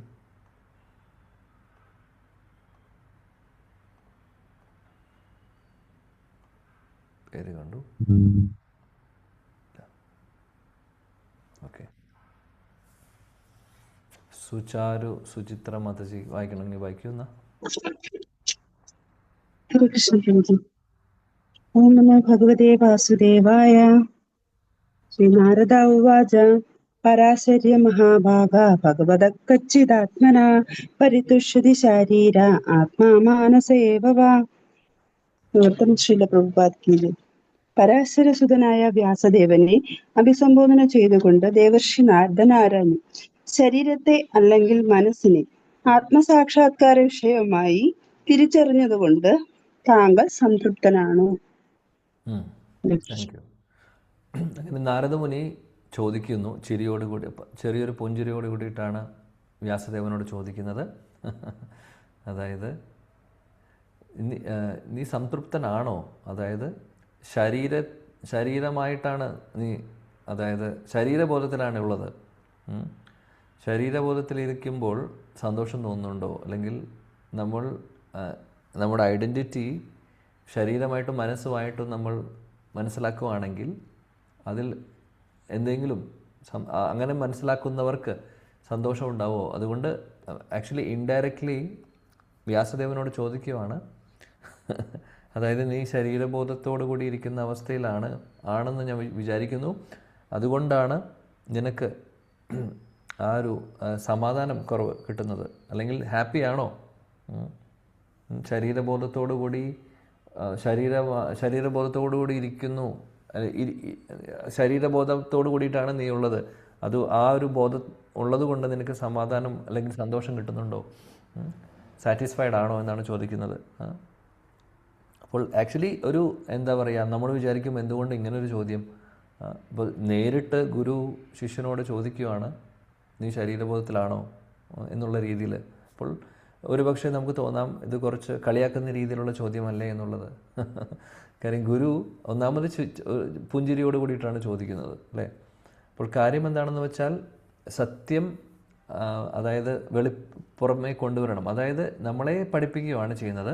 അതായത് ശരീരബോധത്തോടു കൂടി നമ്മൾ കാര്യങ്ങൾ കാണുമ്പോൾ, ആ ഒരു കൺസെപ്റ്റിലാണ് നമ്മൾ ഈ ലോകത്തെ കാണുന്നത്. അല്ലെങ്കിൽ ഇത് എൻ്റെ നമ്മൾ ആത്മീയ തലത്തിൽ ചിന്തിക്കാതെ വരുമ്പോൾ, ശരിയായിട്ടുള്ള രീതിയിൽ ആ ഒരു പ്രോപ്പറായിട്ടുള്ള കോൺഷ്യസ്നസ് ഇല്ലാത്ത ഒരവസ്ഥയിൽ നമുക്കൊരിക്കലും ഒരു സമാധാനവും സന്തോഷവും ഉണ്ടാവില്ല.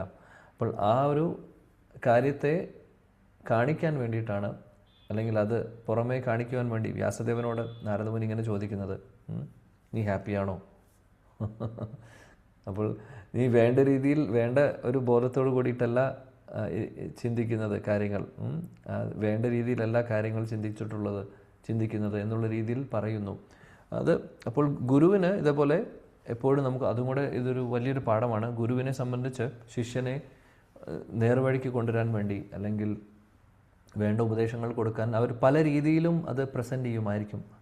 ചിലപ്പോൾ ഇതേപോലെ കളിയാക്കിക്കൊണ്ടോ, അല്ലെങ്കിൽ ചിലപ്പോൾ ദേഷ്യത്തോടു കൂടിയിട്ടോ, അല്ലെങ്കിൽ ചിലപ്പോൾ ചീത്ത പറഞ്ഞുകൊണ്ടോ. ചിലപ്പോൾ നമ്മൾ ഭഗവത്ഗീത നോക്കിക്കഴിഞ്ഞാൽ അർജുനൻ ചോദ്യങ്ങൾ ചോദിക്കുമ്പോൾ അതായത് വിഷമങ്ങൾ കുറേ പറഞ്ഞു 1-ാമത്തെ അധ്യായത്തിൽ. 2-ാമത്തെ അധ്യായത്തിൽ കൃഷ്ണൻ തുടങ്ങുന്നത് തന്നെ ചെറിയ രീതിയിൽ ചീത്ത പറഞ്ഞുകൊണ്ടാണ്. എനിക്ക് മനസ്സിലാവുന്നില്ല, നിനക്ക് ഈ ഇങ്ങനെയുള്ള ചിന്തകളൊക്കെ എവിടെ നിന്ന് വന്നു? നിനക്ക് ഇങ്ങനെയുള്ള ചിന്തകളൊന്നും വരാൻ പാടില്ലാത്തതാണ്. പക്ഷേ നിൻ്റെ ഉള്ളിൽ ഇങ്ങനെയുള്ള തെറ്റായിട്ടുള്ള ചിന്തകൾ എങ്ങനെ വന്നു, അല്ലെങ്കിൽ ശരിയല്ലാത്ത വേണ്ടാത്ത ചിന്തകൾ എവിടെ നിന്ന് വന്നു എന്നുള്ള രീതിയിലാണ് കൃഷ്ണൻ തുടങ്ങുന്നത് തന്നെ. ഭഗവത്ഗീതയുടെ തുടക്കം അങ്ങനെയാണ്. അപ്പോൾ എന്തുകൊണ്ടങ്ങനെ കൃഷ്ണൻ പറയുന്നു? അപ്പോൾ അതാണ് ചില കാര്യങ്ങൾ പ്രസൻറ്റ് ചെയ്യുന്നത്. അത് അപ്പോൾ കൃഷ്ണൻ അവിടെ ഗുരുസ്ഥാനത്താണുള്ളത്. ഇവിടെയും നോക്കിക്കഴിഞ്ഞു കഴിഞ്ഞാൽ നാരദമുനിയാണ് വ്യാസദേവൻ്റെ ഗുരു. അപ്പോൾ അദ്ദേഹം ഒരു ചെറിയൊരു കളിയാക്കുന്ന രീതിയിൽ ചോദിക്കുകയാണ്. നമ്മളിതേപോലെ പലപ്പോഴും അച്ഛനും അല്ലെങ്കിൽ അമ്മമാർ ചിലപ്പോൾ ഒരു പക്ഷേ എന്താ പറയുക, കുട്ടികൾ പരീക്ഷാ സമയത്തും കളിക്കണമെന്ന് പറയുമ്പോൾ അങ്ങനെ എന്തെങ്കിലും ഇതേപോലെ ഇൻഡയറക്റ്റ്ലി, അതായത് കളിയാക്കുന്ന രീതിയിൽ ചോദിക്കും. പരീക്ഷയുടെ തലേദിവസം പഠിക്കാൻ ഇരിക്കുന്ന സമയത്ത് അതായത് പഠിച്ചു കഴിഞ്ഞിട്ടില്ല, കുട്ടി പറയുവാണ്, ഉദാഹരണം, കാര്യം ഫുൾ ടെൻഷനായിട്ടിരിക്കുന്നു കുട്ടി. ഫുൾ ടെൻഷനായിട്ട് എന്ത് പഠിക്കണം, എവിടെ നിന്ന് തുടങ്ങണമെന്ന് അറിയാത്തൊരവസ്ഥയിലിരിക്കുമ്പോൾ അമ്മ ഒരു പക്ഷേ വന്ന് ചോദിക്കും, അല്ലെങ്കിൽ അച്ഛൻ, നിനക്കിനിയും വേണമെങ്കിൽ കളിക്കാൻ പോകണമെങ്കിൽ പൊക്കോളൂ, അതാണ് നിനക്ക് വേണമെങ്കിൽ കളിക്കാൻ പോയി കഴിഞ്ഞാൽ ഒരു പക്ഷേ എന്താണ് പഠിക്കേണ്ടതെന്ന് നിനക്ക് ഓർമ്മ വരും, അല്ലെങ്കിൽ എങ്ങനെ പഠിക്കണം എന്നുള്ളത് ഓർമ്മ വരും. അപ്പോൾ സർക്കാസ്റ്റിക് രീതിയിൽ കളിയാക്കിക്കൊണ്ട് ചോദിക്കും. പക്ഷെ അതിൻ്റെ ഉദ്ദേശം എന്താണ്? കളിക്കാൻ പൊക്കോളൂ എന്ന് പറയുന്നത് പോകാൻ വേണ്ടി പറയുന്നതല്ല. അതിന് മുമ്പ് ചെയ്തിട്ടുള്ളതിനെ ഒന്ന് കളിയെ കൊണ്ട് പറയുവാണ്. അപ്പോൾ അതേപോലെ നാരദമുനി എന്തുകൊണ്ട് ഇങ്ങനെ ചോദിക്കുന്നു എന്ന് വെച്ചാൽ, ഓൾറെഡി വ്യാസദേവൻ കൈതവധർമ്മങ്ങളെക്കുറിച്ച്, ധർമാർത്ഥ കാമമോക്ഷത്തെക്കുറിച്ച് വേദങ്ങളിലും അല്ലെങ്കിൽ മറ്റുള്ള ശാസ്ത്രങ്ങളിലൊക്കെ ഒരുപാട് ഊന്നൽ കൊടുത്ത് എഴുതി. വേണ്ടതായിട്ടുള്ള കാര്യം അദ്ദേഹം ഭക്തിയുത സേവനങ്ങളെക്കുറിച്ചുള്ള ആ ഒരു സ്ട്രെസ് ചെയ്തുകൊണ്ട്, അല്ലെങ്കിൽ അതിന് ഇമ്പോർട്ടൻസ് കൊടുത്തുകൊണ്ട് വേണ്ട രീതിയിൽ വിവരിച്ചിട്ടില്ല. അപ്പോൾ ഈ ഒരു കാര്യം നാരദമുനിക്ക് അറിയാം. അപ്പോൾ അതുകൊണ്ട് അദ്ദേഹത്തെ ഒരു കളിയാക്കുന്ന രീതിയിൽ ചോദിക്കുകയാണ്, ശരീരബോധത്തോടു കൂടി ഇരിക്കുമ്പോൾ നിനക്ക് സമാധാനം കിട്ടുന്നുണ്ടോ എന്നുള്ളത്. അപ്പോൾ അങ്ങനെ ഒരു ഗുരു ശിഷ്യനോട് ചോദിക്കുന്ന രീതിയിൽ എടുക്കാനേ നമ്മൾ പാടുള്ളൂ ഈ ഒരു കാര്യം. പിന്നീട് വേറൊരു കാര്യം കൂടെ പറയുന്നു, പരാശര മുനിയുടെ മകൻ എന്ന് ഇവിടെ അഭിസംബോധന ചെയ്യുന്നു. അപ്പോൾ നമ്മുടെ ആചാര്യന്മാരിവിടെ പറയുന്നു, ആക്ച്വലി ഇതും അതായത് ഇത്രയും വലിയ ഒരു അച്ഛൻ്റെ മകനാണ് നീ. അങ്ങനെയുള്ള ഒരാൾ ഒരിക്കലും നമ്മൾ ശരീരബോധത്തിൽ ഉണ്ടാവില്ല, ശരീരബോധത്തിൽ ഉണ്ടാവാൻ പാടില്ല. കാര്യം ഇത്രയും വലിയൊരു അച്ഛൻ്റെ മകനാണ് എന്നുള്ള രീതിയിൽ. അപ്പോൾ അവിടെയും ഒരു കാര്യം പറയുന്നു, അത്രയും ശ്രേഷ്ഠനായിട്ടുള്ള അച്ഛൻ്റെ മകനായിട്ടുള്ള നിനക്ക് എങ്ങനെ ഇങ്ങനെ ചിന്തിക്കാൻ സാധിക്കുന്നു, അല്ലെങ്കിൽ നിൻ്റെ അവബോധം എന്താണ് ഇങ്ങനെ എന്നുള്ള രീതിയിൽ ചോദിക്കുകയാണ് ചെയ്യുന്നത്.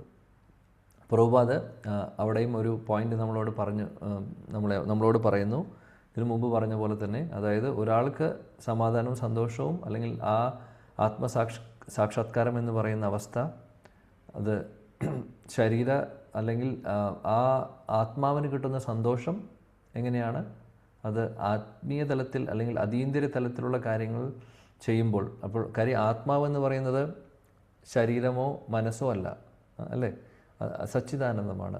ഇപ്പോൾ സച്ചിദാനന്ദമായിട്ടുള്ള നമ്മുടെ ആക്ച്വൽ ഐഡൻറ്റിറ്റി, അല്ലെങ്കിൽ നമുക്ക് ശരിക്കും സമാധാനവും സന്തോഷവും കിട്ടുന്നത് യാത്മാ സൂപ്രസിദ്ധി യഥോ ഭക്തി രഥോക്ഷജെ എന്നുള്ള കാര്യം. അല്ലാത്ത ഏതവസ്ഥയും നമുക്ക് സമാധാനക്കുറവ് തന്നെയായിരിക്കും എന്നുള്ളത് ഒന്നും കൂടെ അദ്ദേഹം പറയുന്നു. ശ്ലോകം 3 നോക്കാം.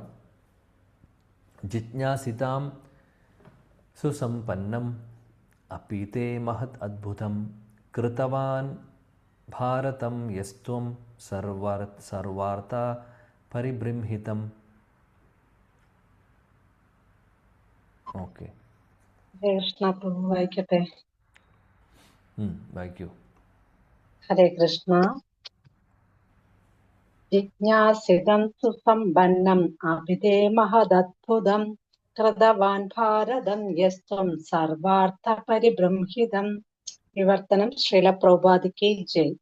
താങ്കളുടെ അന്വേഷണങ്ങൾ പക്വവും പര്യാലോചനാപരമായ യജ്ഞം ഉത്തുംഗവും ഉചിതവും മനോജ്ഞ ഗംഭീരവും പരിപൂർണവുമാകുന്നുവെന്ന് മാത്രമല്ല, നിസ്സന്ദേഹം താങ്കൾ ശ്രേഷ്ഠവും അത്ഭുതകരവുമായ ഒരു കൃത്യം നിർവഹിച്ചിരിക്കുന്നു. മഹാഭാരതം രചിച്ചിരിക്കുന്നു. പരിപൂർണമായി സർവവിധ വേദ അന്വയങ്ങളും സവിസ്തരം വിശദീകരിച്ചിരിക്കുന്നു. മഹാഭാരതം വേദ അന്വയങ്ങളാൽ സമ്പൂർണമാണ്. ഹരേ കൃഷ്ണ പ്രഭു. Thank you. അപ്പോൾ ഇവിടെ മൂന്നാമത്തെ ശ്ലോകത്തിൽ, ഇപ്പോൾ കഴിഞ്ഞ ശ്ലോകത്തിൽ ചെറിയ രീതിയിൽ അദ്ദേഹം നാരദമുനിയെ കളിയാക്കുന്ന പോലെ ചോദിച്ച പോലെ നമുക്ക് തോന്നും. എന്നാൽ ഇവിടെ നാരദമുനി വ്യാസദേവനെ സ്തുതിക്കുകയാണ് ചെയ്യുന്നത്. അദ്ദേഹം പറയുന്നത്, നീ മനോഹരമായിട്ട് മഹാഭാരതം എഴുതി, അതേപോലെ തന്നെ മറ്റുള്ള വേദങ്ങളെല്ലാം വേണ്ട രീതിയിൽ ചിട്ടപ്പെടുത്തി അതെല്ലാം ചെയ്തു. വേദങ്ങളിൽ പറഞ്ഞിട്ടുള്ള തത്വങ്ങളും സാരവും എല്ലാം മഹാഭാരതത്തിലൂടെ നീ എക്സ്പ്ലെയിൻ ചെയ്തിട്ടുണ്ട്. വളരെ ഭംഗിയായിട്ട് ആ ഒരു കാര്യം ചെയ്തിട്ടുണ്ട് എന്ന് പറഞ്ഞ് അപ്രീഷിയേറ്റ് ചെയ്യുന്നു ഇവിടെ. ഇത് ഗുരുവിൻ്റെ മൂഡ് നമ്മൾ മനസ്സിലാക്കണം. ഗുരു ചില സമയത്ത് നമുക്ക് ശിക്ഷ എന്ന് ഉദ്ദേശിക്കുന്നത് നമുക്ക് ശിക്ഷണം അല്ലെങ്കിൽ നമ്മളെ കാര്യങ്ങൾ പഠിപ്പിക്കുവാൻ വേണ്ടി പല മെത്തേഡുകൾ ഫോളോ ചെയ്യും. അപ്പോൾ ചിലപ്പോൾ നമ്മൾ നമ്മൾ ഫോർ എക്സാമ്പിൾ വേണ്ട രീതിയിൽ കാര്യങ്ങൾ ചെയ്യുന്നില്ലെങ്കിൽ ചിലപ്പോൾ ഒരുപക്ഷെ കളിയൊക്കെ കൊണ്ട് പറയും, നിനക്കിനിയും കളിച്ച് നടക്കേണ്ട ആവശ്യമുണ്ടോ, അല്ലെങ്കിൽ ഇനിയും സീരിയസ് ആവേണ്ട കാര്യമല്ലേ, സീരിയസ് ആവേണ്ട സമയം കഴിഞ്ഞില്ലേ, ഇനിയും സമയം പാഴാക്കണോ എന്നുള്ള രീതി ചിലപ്പോൾ ഒരുപക്ഷെ കളിയാക്കുന്ന രീതിയിൽ പ്രസൻറ്റ് ചെയ്യാം. അതേ സമയത്ത് ഗുരു ശിഷ്യരെ നല്ല കാര്യങ്ങൾ കാണുമ്പോൾ അപ്രീഷിയേറ്റ് ചെയ്യും. കാര്യം അപ്രീസിയേഷനും എൻകറേജ്മെൻറ്റും ആവശ്യമാണ് എല്ലാത്തിനും, എല്ലായ്പ്പോഴും. അതായത് അത് സ്തുതി എന്നുള്ള രീതിയിലല്ല. ഇപ്പോൾ ഗുരു നമ്മളെ സ്തുതിക്കുക, ഗ്ലോറിഫൈ ചെയ്യുന്ന രീതിയല്ല പറയുക, അപ്രീഷിയേറ്റ് ചെയ്യുക. അതായത് നമുക്കൊരു സെൽഫ് കോൺഫിഡൻസ് വരാൻ വേണ്ടിയിട്ട് നമ്മളെ എൻകറേജ് ചെയ്യും. അത് ലീഡേഴ്സിൻ്റെ ഒരു ജോലിയാണ്. എപ്പോഴും നമ്മൾ അതിൽ കുറ്റങ്ങൾ കണ്ടുപിടിക്കുക, അത് കുറവുകൾ കണ്ടുപിടിക്കുക എന്ന് പറയുമ്പോൾ നാച്ചുറലി ആളുകൾ ഡിസ്കറേജ് ആവും, എൻകറേജ് ആവില്ല. അപ്പോൾ ഈ ഒരു കാര്യം നമ്മൾ എല്ലാ മേഖലയിലും ആവശ്യമാണ്. നമ്മൾ ആർക്കെങ്കിലും ഗൈഡൻസ് കൊടുക്കുന്നുണ്ട്, ആരെങ്കിലും നമ്മൾ മെൻറ്റർ ചെയ്യുന്നുണ്ട് എന്നുണ്ടെങ്കിൽ, ഇനി അത് ഭക്തിപരമായിട്ടുള്ള നമ്മുടെ ഡിവോഷണൽ ലൈനിലാണെങ്കിലും, ഇനി അതല്ല ഓഫീസിലാണെങ്കിലും മറ്റുള്ള എന്ത് കാര്യത്തിലാണെങ്കിലും, നമ്മുടെ കീഴിൽ ആരെങ്കിലും ഉണ്ടെങ്കിൽ നമ്മളെ ആശ്രയിക്കുന്ന, നമ്മളൊരു ലീഡറാണെങ്കിൽ അല്ലെങ്കിൽ ഒരു മാനേജറാണെങ്കിൽ, അങ്ങനെയുള്ളൊരു പൊസിഷനാണെങ്കിൽ, എന്തിനു പറയണം, നമ്മുടെ വീട്ടിലെ കാര്യം തന്നെ എടുക്കുകയാണെങ്കിൽ, വീട്ടിൽ പല ആളുകളും പല സേവനങ്ങളും ചെയ്യുന്നു. ഭർത്താവ് ചെയ്യേണ്ടതായിട്ടുള്ള കാര്യങ്ങൾ ചെയ്യുന്നു, ഭാര്യ ചെയ്യേണ്ടതായിട്ടുള്ളത് ചെയ്യുന്നു. അപ്പോൾ രണ്ടുപേർക്കും അതേ അവരുടേതായിട്ടുള്ള ഡ്യൂട്ടീസ് ഉണ്ട്. അപ്പോൾ അങ്ങോട്ടും ഇങ്ങോട്ടും അപ്രിസിയേഷൻ ആവശ്യമാണ്. കാര്യം നമ്മൾ വിചാരിക്കുന്നു പൈസ ഉണ്ടാക്കാൻ വേണ്ടി ജോലിക്ക് പോകുന്നു, ശമ്പളം വാങ്ങിക്കുന്നത് മാത്രമാണ് ജോലി, അല്ലെങ്കിൽ അത് മാത്രമേ അല്ലെങ്കിൽ പ്രധാനപ്പെട്ട കാര്യമെന്ന് ഹസ്ബൻഡ് ചിന്തിക്കുകയാണെങ്കിൽ വീട്ടിലെ കാര്യങ്ങൾ ആര് നോക്കുന്നു? അപ്പോൾ അങ്ങനെ ചിന്ത അദ്ദേഹത്തിന് വരാൻ പാടില്ല. അതേപോലെ തന്നെ ഭാര്യയ്ക്കും തോന്നാൻ പാടില്ല, ഈ വീട്ടിലെ കാര്യങ്ങളെല്ലാം ഞാനാണ് നോക്കുന്നത്, ഹസ്ബൻഡൊന്നും നോക്കുന്നില്ല എന്നുള്ളതും. കാര്യം രണ്ടുപേർക്കും പറഞ്ഞിട്ടുള്ള ഡ്യൂട്ടീസുണ്ട്. അപ്പോൾ ആ ഡ്യൂട്ടീസിൽ കുറവുകളും അതേപോലെ പ്രശ്നങ്ങളും ഒക്കെ ഉണ്ടാവും തീർച്ചയായിട്ടും. അതേപോലെ തന്നെ നല്ല കാര്യങ്ങളും നല്ലതും നടക്കുന്നുണ്ടാവും, എന്തെങ്കിലും ചില വീക്ക്നെസ്സസുകളും ഉണ്ടാവും. എന്താണെങ്കിലും വീക്ക്നെസ്സസിനെ എപ്പോഴും നമ്മൾ പോയിൻ്റ് ഔട്ട് ചെയ്ത് അതിനെ കറക്റ്റ് ചെയ്യാൻ നോക്കുക അല്ലെങ്കിൽ ക്രിട്ടിസൈസ് ചെയ്യുക എന്നുള്ളത് ചിലപ്പോൾ ആവശ്യ സമയത്ത് ചിലപ്പോൾ കറക്ഷൻ നമ്മൾ ചെയ്യേണ്ടി വരും. പക്ഷേ അപ്രീസിയേഷനും എൻകറേജ്മെൻറ്റും നമ്മൾ കൊടുത്തിരിക്കണം. ഇല്ലെങ്കിൽ ചെയ്യുന്ന കാര്യങ്ങൾ പോലും വേണ്ട രീതിയിൽ ചെയ്യാൻ സാധിക്കില്ല. അപ്പോൾ വളരെ ഇമ്പോർട്ടൻ്റ് ആയിട്ടുള്ളൊരു കാര്യമാണ് ഇത്. ഏത് മേഖലയിലും ഫോളോ ചെയ്യേണ്ട ഒരു കാര്യമാണ്. നമ്മൾ പറയുന്നത്, അതായത് കോൺഫിഡൻസ് കൂട്ടാൻ വേണ്ടി, അവർ ചെയ്യുന്ന കാര്യങ്ങൾക്ക് കോൺഫിഡൻസ് കൂട്ടാൻ വേണ്ടി നമുക്ക് അപ്രീസിയേഷൻ കൊടുക്കേണ്ടതായിട്ടുള്ളത്, അല്ലെങ്കിൽ എൻകറേജ്മെൻറ്റ് കൊടുക്കേണ്ടതായിട്ടുള്ളത്. അതേസമയം നമ്മൾ ഗ്ലോറിഫൈ ചെയ്യുക, അല്ലെങ്കിൽ നമ്മൾ ഒരുപാട് സ്തുതിച്ച് അവരുടെ മിഥ്യാഹങ്കാരം കൂട്ടാൻ നോക്കരുത്. അങ്ങനെയല്ല, അതല്ല ഉദ്ദേശിക്കുന്നത്. എൻകറേജ്മെൻറ്റും അതേപോലെ തന്നെ ഗ്ലോറിഫിക്കേഷനും വ്യത്യാസമുണ്ട്. നമ്മൾ വല്ലാതെ അവരെ പുകഴ്ത്തി അവർക്ക് അഹങ്കാരം വരുന്ന രീതിയിലല്ല ഉദ്ദേശിക്കുന്നത്. എന്നാൽ ആ ഒരു പ്രോത്സാഹനം അത്യാവശ്യമാണ്. അത് ഇവിടെ നമുക്ക് നാരദമുനി കാണിച്ചു തരുന്നു. വളരെ ഇതെല്ലാം ഒളിഞ്ഞിരിക്കുന്ന ലെസൺസാണ്. അതുകൊണ്ട് ഭാഗവതം നമ്മൾ പഠിക്കുമ്പോൾ എങ്ങനെ അവർ തമ്മിലുള്ള സംസാരം, കോൺവെർസേഷൻ എങ്ങനെയാണെന്ന് നോക്കാം. അല്ലെങ്കിൽ അത് ചിലപ്പോൾ ആ ശ്ലോകം ചെറിയ ശ്ലോകമായിരിക്കും, ഭാവാർത്ഥം കുറവായിരിക്കും. പ്രഭുപാദ് ഇമ്പോർട്ടൻ്റ് ആയിട്ടുള്ള പോയിൻറ്റ്സ് പറഞ്ഞിട്ടുണ്ടാവും. ഇനി അതല്ലാതെ നമ്മൾ ആ ശ്ലോകത്തെ ഒന്ന് ശരിക്കും വീക്ഷിച്ചാൽ പല കാര്യങ്ങളും പഠിക്കാൻ സാധിക്കും. എങ്ങനെ പെരുമാറുന്നു, എങ്ങനെ വാക്കുകൾ ഉപയോഗിക്കുന്ന വാക്കുകൾ, പറയുന്ന രീതിയെല്ലാം. ഇപ്പം ഇവിടെ നമുക്കത് മനസ്സിലാക്കാം. ആ ഒരു എൻകറേജ്മെൻറ്റ് കൊടുക്കുന്നതായിട്ട്. നീ നല്ല രീതിയിൽ മഹാഭാരതം എഴുതിയിട്ടുണ്ട്, അതിൽ വേദങ്ങളുടെ എല്ലാ സാരവും നീ അതിൽ പറഞ്ഞിട്ടുണ്ട്, വളരെ അത്ഭുതകരമായിട്ട് അത് നീ ചെയ്തിട്ടുണ്ട് എന്നുള്ള രീതിയിലാണ് പറയുന്നത്. മഹത് അത്ഭുതം എന്നാണ് പറയുന്നത്. മഹത് അത്ഭുതം എന്നുള്ളൊരു വാക്കാണ് ഉപയോഗിക്കുന്നത്. അതാണ് എൻകറേജ് ചെയ്യുകയാണ് ചെയ്യുന്നത്. വ്യാസദേവൻ ഒരു കോൺഫിഡൻസ് കൊടുക്കുവാണ്. അപ്പോൾ ഇവിടെ ജീവഗോസ്വാമി ഒരു പോയിന്റ് പറയുന്നു. ശ്രീല ജീവഗോസ്വാമി മത്സ്യപുരാണത്തിൽ നിന്ന് കോട്ട് ചെയ്തുകൊണ്ട് അദ്ദേഹം ഒരു കാര്യം പറയുന്നത് എന്താണെന്ന് വെച്ചാൽ,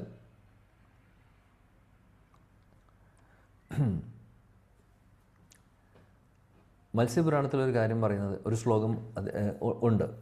എന്താണ് ശ്ലോകം എന്ന് വെച്ചാൽ, അഷ്ടദശ പുരാണാനി കൃത്വാ സത്യവതി സുതഃ ഭാരതാഖ്യാനാം അഖിലം ചക്രേ തത് ഉപബൃംഹിതം. എന്താണ് പറയുന്നത് വെച്ചാൽ, മത്സ്യപുരാണത്തിൽ 18 പുരാണങ്ങൾ എഴുതിയിട്ടുള്ള വ്യാസൻ അദ്ദേഹം പിന്നീട് മഹാഭാരതം എഴുതുന്നു എന്നാണ് പറയുന്നത്. അപ്പോൾ 18 പുരാണം എഴുതിയ വ്യാസൻ മഹാഭാരതം എഴുതുന്നു. അപ്പോൾ ഇതൊരു കോൺട്രഡിക്ഷനായിട്ട് നമുക്ക് തോന്നാം. കാര്യം ഇവിടെ ഭാഗവതത്തിൽ പറയുന്നു മഹാഭാരതം ഓൾറെഡി നീ എഴുതിയിട്ടുണ്ട്, അപ്പോൾ ഭാഗവതം ഇതുവരെ മാനിഫെസ്റ്റ് ആയിട്ടില്ല, ഭാഗവതം വന്നിട്ടില്ല. ഭാഗവതം വരാനുള്ള ഒരു തുടക്കമാണ് അല്ലേ നാരദമുനി എൻകറേജ് ചെയ്തുകൊണ്ട്, ഇൻസ്പയർ ചെയ്തുകൊണ്ട് വ്യാസദേവനെ കൊണ്ട് എഴുതിപ്പിക്കുന്നത്. അപ്പോൾ അതിനു മുമ്പ് മഹാഭാരതം എഴുതി കഴിഞ്ഞു എന്നാണ് ഇവിടെ നാരദമുനി പറയുന്നത്. എന്നാൽ മത്സ്യപുരാണത്തിൽ ഒരു കോൺട്രഡിക്ടറി ശ്ലോകമുണ്ട്, അതാണ് പറഞ്ഞത്. അപ്പോൾ അതിൻ്റെ ജസ്റ്റിഫിക്കേഷൻ, കാര്യം ആ മത്സ്യപുരാണം എഴുതിയിട്ടുള്ളത് ആരാണ്? വ്യാസദേവനാണ്. ഇതേപോലെ ചില സ്ഥലം, ഇതിപ്പോൾ എന്തുകൊണ്ട് പറഞ്ഞു എന്ന് വെച്ചാൽ ശ്രീല ജീവഗോസ്വാമി പറയുന്നത് കൊണ്ട് ഞാനിത് പറഞ്ഞു എന്ന് മാത്രം, കൺഫ്യൂഷൻ വരാൻ വേണ്ടിയിട്ടല്ല. ജീവഗോസ്വാമി അതിനുള്ള ചോദ്യം ചോദിക്കുന്നു, എന്തുകൊണ്ട് മത്സ്യപുരാണത്തിൽ അത് ഉണ്ട്, അപ്പോൾ അതിൻ്റെ ജസ്റ്റിഫിക്കേഷനും അദ്ദേഹം പറയുന്നുണ്ട്. അപ്പോൾ ചോദ്യം, ഒരു ക്വസ്റ്റ്യൻ മുന്നോട്ട് വെച്ച് കഴിഞ്ഞാൽ അതിന് ഉത്തരം ആചാര്യന്മാർ പറഞ്ഞു തരും. അങ്ങനെ ഒരു കാര്യമുണ്ട്. അപ്പോൾ ഇതിൻ്റെ സൊല്യൂഷൻ എന്താണെന്ന് വെച്ചാൽ, ഇതിൻ്റെ കോൺട്രഡിക്ഷനായിട്ട് നമുക്ക് ഒരു പക്ഷേ തോന്നാം, ആദ്യം മഹാഭാരതം അവസാന മഹാഭാരതം എഴുതിയതാണോ, അത് 18 പുരാണം കഴിഞ്ഞിട്ടാണോ മഹാഭാരതം എഴുതിയത്? ഇപ്പോൾ മത്സ്യപുരാണം അങ്ങനെ പറയുന്നു, ഭാഗവതം പറയുന്നു അല്ല, എല്ലാം കഴിഞ്ഞിട്ട് മഹാഭാരതം എഴുതി, എല്ലാം കഴിഞ്ഞിട്ടാണ് ഇദ്ദേഹം ഭാഗവതം എഴുതിയിട്ടുള്ളത്. അപ്പോൾ അതിൻ്റെ ആ കോൺട്രഡിക്ടറി ആയിട്ടുള്ള സ്റ്റേറ്റ്മെൻറ്റിനെ, ആക്ച്വലി കോൺട്രഡിക്ടറി അല്ല, അതിന് എല്ലാത്തിനും ആൻസറും ഉണ്ട്.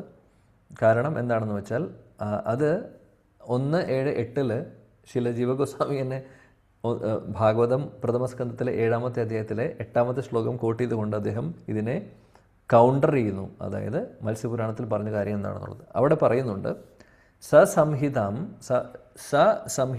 ഭാഗവതീം കൃതവാനുക്രമ്യ ചാത്മജം ശുകം അധ്യാപയാം ആസ നിവൃത്തി നിരതാം മുനിഹി. ഇത് 7ാമത്തെ അധ്യായത്തിൽ നമ്മൾ കാണും. 7ാമത്തെ അധ്യായത്തിൽ 8ാമത്തെ ശ്ലോകമാണ്. അവിടെ പറയുന്നത് എന്താണെന്ന് വെച്ചാൽ, ഭാഗവതം എഴുതിയിട്ടുള്ള ഭാഗവതം ഓൾറെഡി ഭാഗവതം അദ്ദേഹം എഴുതിയിട്ടുണ്ട്, വ്യാസദേവൻ രചിച്ചിട്ടുണ്ട്. അത് ഒന്നും കൂടെ റിവൈസ് ചെയ്തുകൊണ്ട് ശുകദേവ് ഗോസ്വാമിക്ക് പറഞ്ഞു കൊടുക്കുന്നു എന്നുള്ളത് അവിടെ പറയുന്നു. അപ്പോൾ അതിൻ്റെ അർത്ഥം എന്താണെന്ന് വെച്ചാൽ, അപ്പോൾ ഇതിനെ ഈ ഒരു ശ്ലോകത്തെ കോട്ട് ചെയ്തുകൊണ്ട് ശ്രീല ജീവഗോസ്വാമി പറയുന്നു, അനുക്രമ്യ എന്നിവിടെ വാക്ക് വന്നിട്ടുണ്ട്. സസംഹിതാം ഭാഗവതീം അനുക്രമ്യ ചാത്മജം എന്നാണ് പറയുന്നത്. ആത്മജം എന്ന് പറഞ്ഞാൽ മകൻ ശുകദേവ് ഗോസ്വാമിക്ക് പറഞ്ഞു കൊടുത്ത കാര്യമാണ് പറയുന്നത്. അപ്പോൾ ശ്രീല ജീവഗോസ്വാമി പറയുന്നതാണ് അനുക്രമ്യ എന്ന് പറഞ്ഞു കഴിഞ്ഞാൽ, അതായത് അതിനെ ചിട്ടപ്പെടുത്തുന്ന കാര്യമാണ് പറയുന്നത്. അപ്പോൾ അദ്ദേഹം പറയുന്ന ഒരു പോയിന്റ് ആ മത്സ്യപുരാണത്തിലെ ആ ശ്ലോകവുമായിട്ട് അതിനെ കൗണ്ടർ ചെയ്തുകൊണ്ട്, അല്ലെങ്കിൽ അതിനെ ജസ്റ്റിഫിക്കേഷൻ പറയും, കൗണ്ടർ അല്ല ജസ്റ്റിഫിക്കേഷൻ പറയുവാണ്. ആക്ച്വലി എന്താ ഉദ്ദേശിച്ചിട്ടുള്ളതെന്ന് വെച്ചാൽ, വ്യാസദേവൻ ഓൾറെഡി ഭാഗവതത്തിലെ കണ്ടന്റ് ഓൾറെഡി അദ്ദേഹം ചിട്ടപ്പെടുത്തി വെച്ചിട്ടുണ്ടായിരുന്നു. അല്ലെങ്കിൽ അത് ചിട്ടപ്പെടുത്തുമെന്ന് പറഞ്ഞാൽ മുഴുവനായിട്ടും അതിനെ ക്രമീകരിച്ച് വെച്ചിട്ടുണ്ടായിരുന്നില്ല. പക്ഷെ അതിൻ്റെ കണ്ടന്റ്, അതിലെ ഉൾക്കൊള്ളേണ്ട കാര്യങ്ങൾ ഓൾറെഡി അദ്ദേഹം എഴുതി വെച്ചിട്ടുണ്ടായിരുന്നു. എന്നാൽ നാരദമുനിയുടെ ഇൻസ്ട്രക്ഷൻ കിട്ടിയതിന് ശേഷമാണ് അതിനെ പ്രോപ്പറായിട്ട് ഓർഗനൈസ് ചെയ്യുന്നത് എന്നാണ് പറയുന്നത്.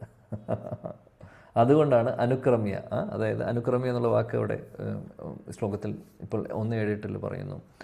അപ്പോൾ ഓൾറെഡി അതിനെ അദ്ദേഹം ഒരു രൂപരേഖ ഉണ്ടാക്കി വെച്ചിട്ടുണ്ട്, അങ്ങനെ പറയാം നമുക്ക്. ആ രൂപരേഖ ഉണ്ടാക്കി വെച്ചിട്ടുണ്ട്. എന്നാൽ അതിനെ ചിട്ടപ്പെടുത്തി ഓർഗനൈസ് ചെയ്ത് അത് പ്രസൻറ്റ് ചെയ്യുന്നത് നാരദമുനിയുടെ ഇൻസ്ട്രക്ഷൻ കിട്ടിയതിന് ശേഷമാണ്. അപ്പോൾ അതുകൊണ്ട് ഇതെല്ലാം, അപ്പോൾ കോൺട്രഡിക്ഷൻ എല്ലാം നമ്മൾ സോൾവ് ചെയ്തു. കാര്യം മഹാഭാരതത്തിന് ശേഷമാണോ ഭാഗവതം വന്നിട്ടുള്ളത് എന്ന് ചോദിച്ചു കഴിഞ്ഞാൽ അതെ എന്ന് പറയാം. കാര്യം ചിട്ടപ്പെടുത്തി വേണ്ട രീതിയിൽ അതിനെ ക്രമീകരിച്ച് അതിനെ നാരദമുനിയുടെ ഇൻസ്ട്രക്ഷൻ പ്രകാരമാണ് പ്രസൻറ്റ് ചെയ്യുന്നത് ഭാഗവതത്തെ വ്യാസദേവൻ. ഇനി അതല്ല, ഇനിയിപ്പോൾ മത്സ്യപുരാണത്തിൽ എന്തുകൊണ്ട് അങ്ങനെ പറഞ്ഞു എന്ന് ചോദിച്ചു കഴിഞ്ഞാൽ അവിടെയും നമുക്ക് ഉത്തരവുണ്ട്. ഇതാണ് ആചാര്യന്മാർ അതിനെയും ജസ്റ്റിഫൈ ചെയ്ത് തരുവാണ്. കാരണം എന്തുകൊണ്ട് 18 പുരാണങ്ങൾ എഴുതിയതിന് ശേഷം മഹാഭാരതം എഴുതി എന്ന് പറയുന്നു. അപ്പോൾ 18 പുരാണത്തിൽ ഭാഗവതം ഓൾറെഡി പെട്ടു. എന്നാൽ അത് പൂർണ്ണമായിട്ടും ആ വേണ്ട രീതിയിൽ അതിനെ ഓർഗനൈസ് ചെയ്ത രീതിയിലല്ല പ്രസൻറ്റ് ചെയ്തിട്ടുള്ളത്. അതിൻ്റെ ഒരു രൂപരേഖ ഉണ്ടാക്കി വെച്ചിട്ടുണ്ടായിരുന്നു. ആ രൂപരേഖ ഉണ്ടാക്കി വെച്ചിട്ടുള്ളത് കൊണ്ട് 18 പുരാണങ്ങൾ എഴുതി എന്നുള്ള രീതിയിൽ അവിടെ ആ ശ്ലോകത്തിൽ വരുന്നു. അതിനുശേഷം മഹാഭാരതം എഴുതിയെന്നാണ് വരുന്നത്. അപ്പോൾ ആ കോൺട്രഡിക്ഷനും അദ്ദേഹം സോൾവ് ചെയ്യുന്നു. അപ്പോൾ ഇതാണ്, ഇപ്പം നമ്മൾ മത്സ്യപുരാണം വായിച്ചു, ആചാര്യന്മാർ ജീവഗോസ്വാമിയെ പോലുള്ള ആചാര്യന്മാർ ഇല്ലെങ്കിൽ, അല്ലെങ്കിൽ അവരിങ്ങനെ എക്സ്പ്ലെയിൻ ചെയ്തിട്ടില്ലെങ്കിൽ നമ്മൾ വിചാരിക്കുമോ ഇതെന്താ വ്യാസദേവൻ ഇവിടെ പറയുന്നു ഏറ്റവും അവസാനം എഴുതിയിട്ടുള്ളത് മഹാഭാരതമാണെന്ന്, ഭാഗവതത്തിൽ പറയുന്നു അങ്ങനെയല്ല, മഹാഭാരതം അതിനു മുമ്പ് എഴുതിയിട്ടുണ്ട്, അതിന് ശേഷമാണ് ഭാഗവതം. രണ്ടും തമ്മിൽ കോൺട്രഡിക്ഷൻ ഉണ്ട്. രണ്ടും ഒരേ വ്യക്തിയാണ് പറയുന്നത്, രണ്ടും വ്യാസദേവനാണ്. എന്തുകൊണ്ടങ്ങനെ? അപ്പോൾ അവിടെയാണ് നമ്മുടെ ആചാര്യന്മാർ നമ്മളെ രക്ഷിക്കുന്നത്. അതിനുള്ള കറക്റ്റായിട്ടുള്ള ഉത്തരം അവിടെ പറയുന്നു. അപ്പോൾ ഇങ്ങനെ ഒരുപാട് കാര്യങ്ങളുണ്ട്. അതുകൊണ്ടാണ് നമ്മൾ ആചാര്യന്മാരുടെ കമൻട്രീസ് എല്ലാം, അവരുടെ ടീക്കാസ്, അവരുടെ ഭാവാർത്ഥങ്ങളും അവർ പറഞ്ഞിട്ടുള്ളത് നമ്മൾ വായിക്കണമെന്ന് പ്രഭുപാദ് എപ്പോഴും പറയാറുണ്ട്. അദ്ദേഹത്തിൻ്റെ പല പുസ്തകങ്ങളിൽ പല സ്ഥലങ്ങളിൽ എഴുതിയിട്ടുണ്ട്. ഒരു സീരിയസ് ആയിട്ട് പഠിക്കാൻ, അതായത് സീരിയസ് ആയിട്ട് ഭക്തിയിൽ മുന്നോട്ട് പോകാൻ ആഗ്രഹിക്കുന്നവർ, സീരിയസ് ആയി ഭാഗവതം അല്ലെങ്കിൽ ശാസ്ത്രങ്ങൾ പഠിക്കാൻ ആഗ്രഹിക്കുന്നവർ ആചാര്യന്മാരുടെ പുസ്തകങ്ങൾ, അതായത് നമ്മുടെ വിശ്വനാഥ ചക്രവർത്തി ഠാക്കൂർ, ശ്രീല ജീവ ഗോസ്വാമി, സനാതൻ ഗോസ്വാമി, ഇങ്ങനെയുള്ള നമ്മുടെ ഗൗഡീയ വൈഷ്ണവ ആചാര്യന്മാരുടെ ഗ്രന്ഥങ്ങൾ അല്ലെങ്കിൽ അവരുടെ കമൻട്രി, അവരും ഭാഗവതത്തിന് ഇതേപോലെ വ്യാഖ്യാനങ്ങൾ എഴുതിയിട്ടുണ്ട്. അതെല്ലാം, ആ വ്യാഖ്യാനങ്ങളെല്ലാം പഠിക്കണം. സീരിയസ് ആയിട്ടുള്ള സ്റ്റുഡൻസ് അതെല്ലാം പഠിക്കണമെന്ന് അദ്ദേഹം പറയാറുണ്ട്. അപ്പോൾ അതുകൊണ്ടാണ് നമ്മൾ ആ ഒരു രീതിയിലൂടെ കടന്നു പോകാൻ ശ്രമിക്കുന്നത്. നമുക്ക് പറ്റുന്ന രീതിയിൽ ഒന്നാമത്തെ സ്കന്ധം അല്ലെങ്കിൽ ആദ്യത്തെ 9 സ്കന്ധങ്ങൾ കൂടുതലും, അല്ലെങ്കിൽ വിശ്വനാഥ് ചക്രവർത്തി ഠാക്കൂറാണ് മുഴുവനായിട്ടും 1 മുതൽ 12 സ്കന്ധം വരെ അല്ലെങ്കിൽ വ്യാഖ്യാനങ്ങൾ എഴുതിയിട്ടുള്ള വ്യക്തി. അതുപോലെ ശ്രീധർ സ്വാമി എഴുതിയിട്ടുണ്ട്. പിന്നീട് ജീവഗോസ്വാമി കുറച്ച് ക്രമസന്ദർഭത്തിലൂടെ പറയുന്നു. അദ്ദേഹം മെയിനായിട്ടുള്ള ചില ശ്ലോകങ്ങൾ മാത്രം. ശ്രീ വിശ്വനാഥ ചക്രവർത്തി ഠാക്കൂർ ത്രൂ ഔട്ട് ഓരോ ശ്ലോകങ്ങളും ചെയ്തിട്ടുണ്ട്. അപ്പോൾ ആ ഒരു കമൻട്രീസാണ് നമ്മൾ റെഫർ ചെയ്യുന്നത്. അത് നമ്മുടെ ഈ ഒരു ഭാഗവത പഠനത്തിന് ഉപകാരമാവുമെന്ന് പ്രതീക്ഷിക്കുന്നു. ആ ഒരു പ്രതീക്ഷയോട് കൂടിയിട്ടാണ് നമ്മൾ ചെയ്യുന്നത്. അപ്പോൾ പ്രഭുപാദ് പല പോയിൻറ്റ്സും പറയുന്നുണ്ട്.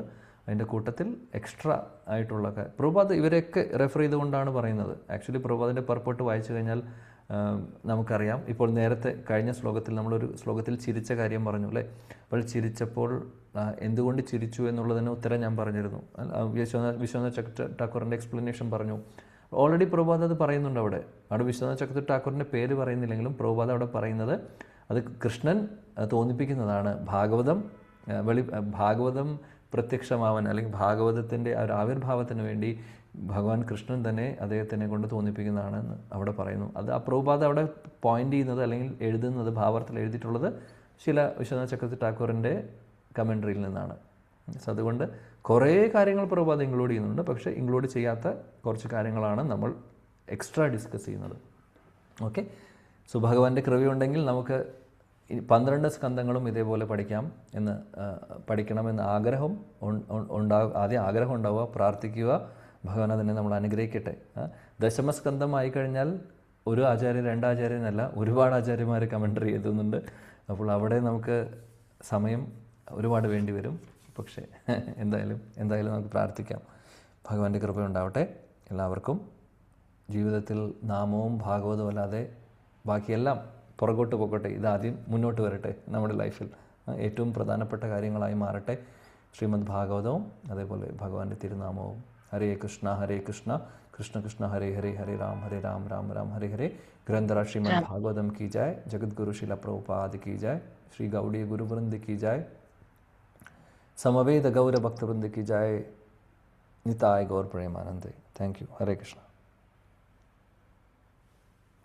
ഹരേ കൃഷ്ണ. എന്തെങ്കിലും സംശയം ഉണ്ടെങ്കിൽ ചോദിച്ചോട്ടെ. ഹരേ കൃഷ്ണ പ്രഭു. പ്രണാമം പ്രഭുജി. യെസ്. ഹരേ കൃഷ്ണ. പറയൂ. യഥാർത്ഥത്തിലുള്ള ഭാഗവതം തന്നെ ഒരു ക്വസ്റ്റ്യനെയർ ആയിട്ടാണ് എന്ന് പറഞ്ഞാൽ പരീക്ഷിത്ത് മഹാരാജാവ് ക്വസ്റ്റ്യൻ ചോദിക്കുന്നു, ശൗനക മഹർഷിമാര് ക്വസ്റ്റ്യൻ ചോദിക്കുന്നു, അങ്ങനെയാണ്. അപ്പൊ നമ്മുടെ പ്രഭുജിയുടെ ഈ ക്ലാസ്സും എൻ്റെ മേന്മ എന്ന് പറഞ്ഞാൽ ഈ ക്വസ്റ്റ്യൻ ചോദിക്കാൻ നമുക്ക് തരുന്ന അവസരമാണ്. ഈ ക്ലാസ് കേൾക്കുമ്പം അല്ലെങ്കിൽ വീണ്ടും കേൾക്കുമ്പം മനസ്സിൽ കുറേ കാര്യങ്ങളിങ്ങനെ വരും. അത് ചോദിക്കാനുള്ള അനുമതി നമുക്ക് കിട്ടുന്നുണ്ട്. എനിക്കൊരു സംശയമുള്ളതെന്ന് പറഞ്ഞാൽ ഈ കുറേ ഭക്തരെങ്കിലും ആത്മാവിനെ സാക്ഷാത്കരിക്കാനുള്ള പ്രയത്നിക്കുമല്ലോ. അപ്പം അതിന്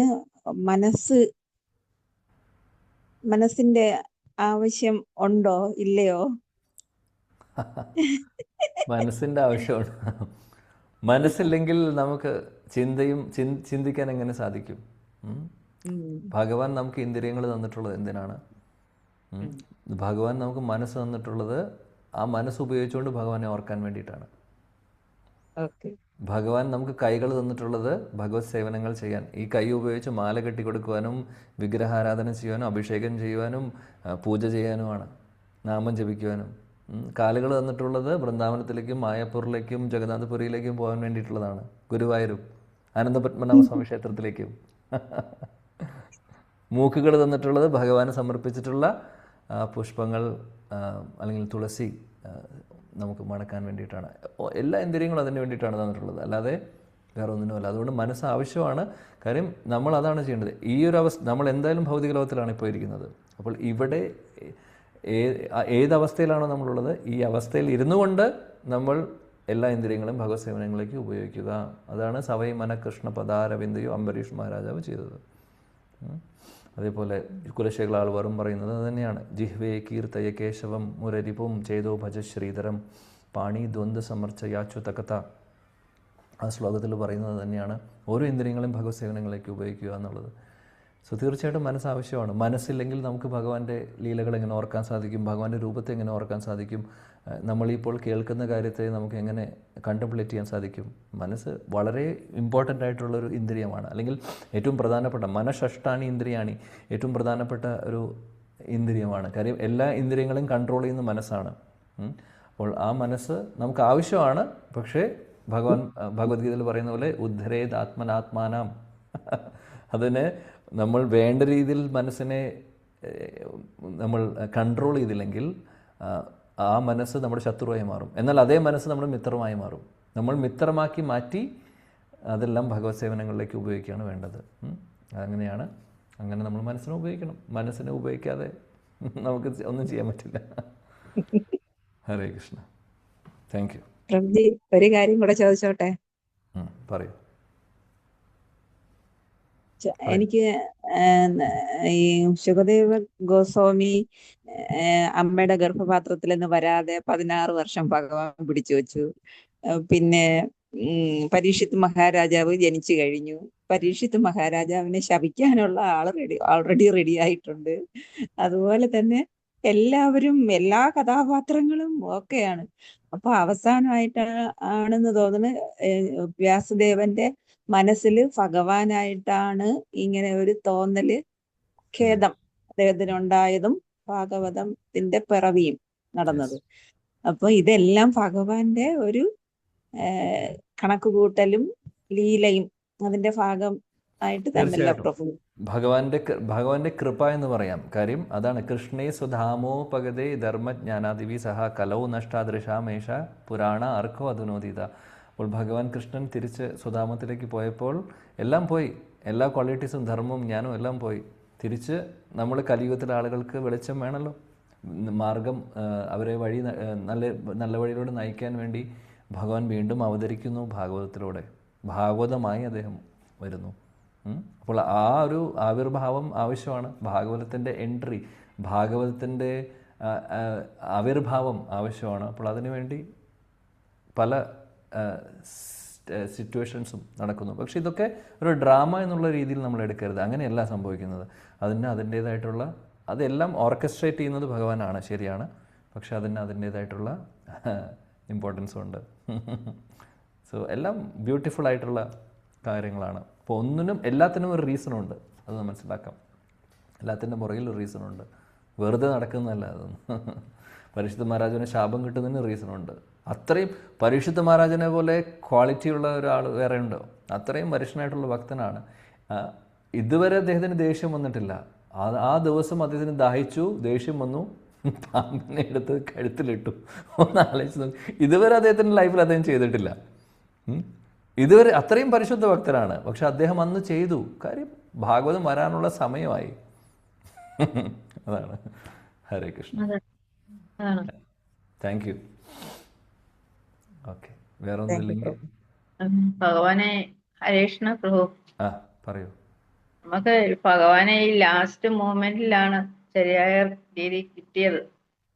നമ്മള് ചെറുപ്പകാലത്തൊന്നും യാതൊരു സ്മരണയില്ലാതെ കുറെ ഒരു അന്ധമായിട്ടുള്ള ജീവിതമായിരുന്നു.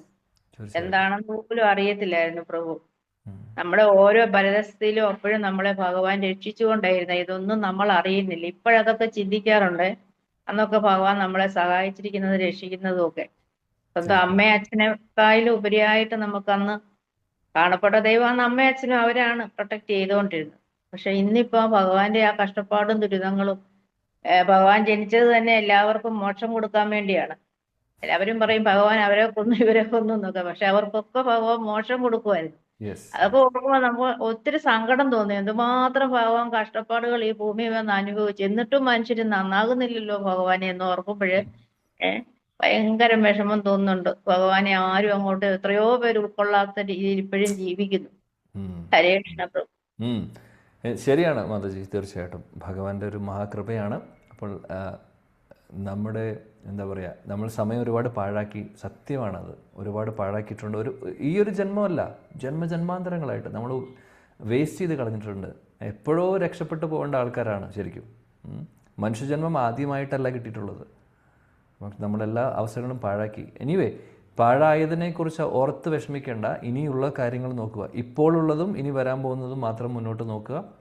നല്ല രീതിയിൽ മുറുക്കെ പിടിക്കുക ഭഗവാന്റെ തൃപ്പാദങ്ങൾ. അത്രയും ചെയ്യുക. നാമത്തെ പൂർണ്ണമായിട്ടും ആശ്രയിക്കുക, ഭാഗവത്തെ ആശ്രയിക്കുക.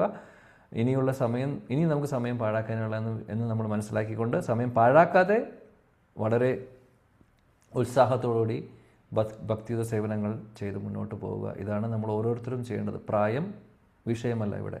ഇനിയുള്ള സമയം നോക്കിയാൽ മതി. ഇപ്പോൾ മുതൽ ഞാൻ എന്ത് ചെയ്യും എന്നുള്ള തീരുമാനം നമ്മൾ ഓരോരുത്തരും എടുക്കേണ്ടതാണ്. ഹരേഷ്ണ പ്രഭു, ഇപ്പോഴേ ഒരു 5 മിനിറ്റ് സമയം കിട്ടി അപ്പോഴേ ഇതിനുള്ള കാര്യങ്ങൾ അറിയാനും പഠിക്കുവാനും ഒക്കെയാണ് താല്പര്യം. Very good. എപ്പോഴും അതിനാണ്. 5 മിനിറ്റ് ഉണ്ടെങ്കിൽ അപ്പോഴേ ഞാൻ എടുക്കുകയും നമുക്കത് അറിവുണ്ടാകാൻ ഭഗവാൻ എന്തൊക്കെയോ നമുക്ക് ചെയ്തു തരുന്നു. ആരും അത് ഓർക്കുന്നില്ലല്ലോ എന്ന് ഓർക്കുമ്പോഴാണ്. അങ്ങനെ തന്നെ പോട്ടെ. ആദ്യം നമ്മുടെ കാര്യം നോക്കുക, കൂട്ടത്തിൽ മറ്റുള്ളവരെ സഹായിക്കാം. അപ്പോൾ നമ്മൾ ആദ്യം സ്ട്രിക്റ്റ് ആവുക. സ്ട്രിക്റ്റ് ആവുക എന്ന് പറഞ്ഞാൽ നമ്മളല്ല, വളരെ നല്ല രീതിയിൽ ചെയ്യാൻ നോക്കുക. കൂട്ടത്തിൽ നമുക്ക് കഴിയാവുന്ന ആൾക്കാരെ നമ്മൾ സഹായിക്കാൻ നോക്കാം. അത്ര തന്നെ. അതെ പ്രഭു. അതെ. Hare Krishna. Thank you. Haribol. Hare Krishna. Thank you. Hare Krishna. നമ്മുടെ സമയം അവസാനിച്ചിരിക്കുന്നു. പ്രഭുജിയോടും പ്രഭുജിയുടെ കുടുംബത്തോടും പ്രഭുജി യാതൊരു മുടക്കവും കൂടാതെ വരുന്നതിലേക്ക് വേണ്ടി നമ്മൾ ഒരു 3 പ്രാവശ്യം ഹരേ കൃഷ്ണ മന്ത്രം ജപിക്കാം. ഹരേ കൃഷ്ണ ഹരേ കൃഷ്ണ ഹരേ രാമ രാമ രാമ ഹരേ രാമ രാമ രാമ ഹരേ ഹരേ ഹരേ രാമ ഹരേ രാമ രാമ രാമ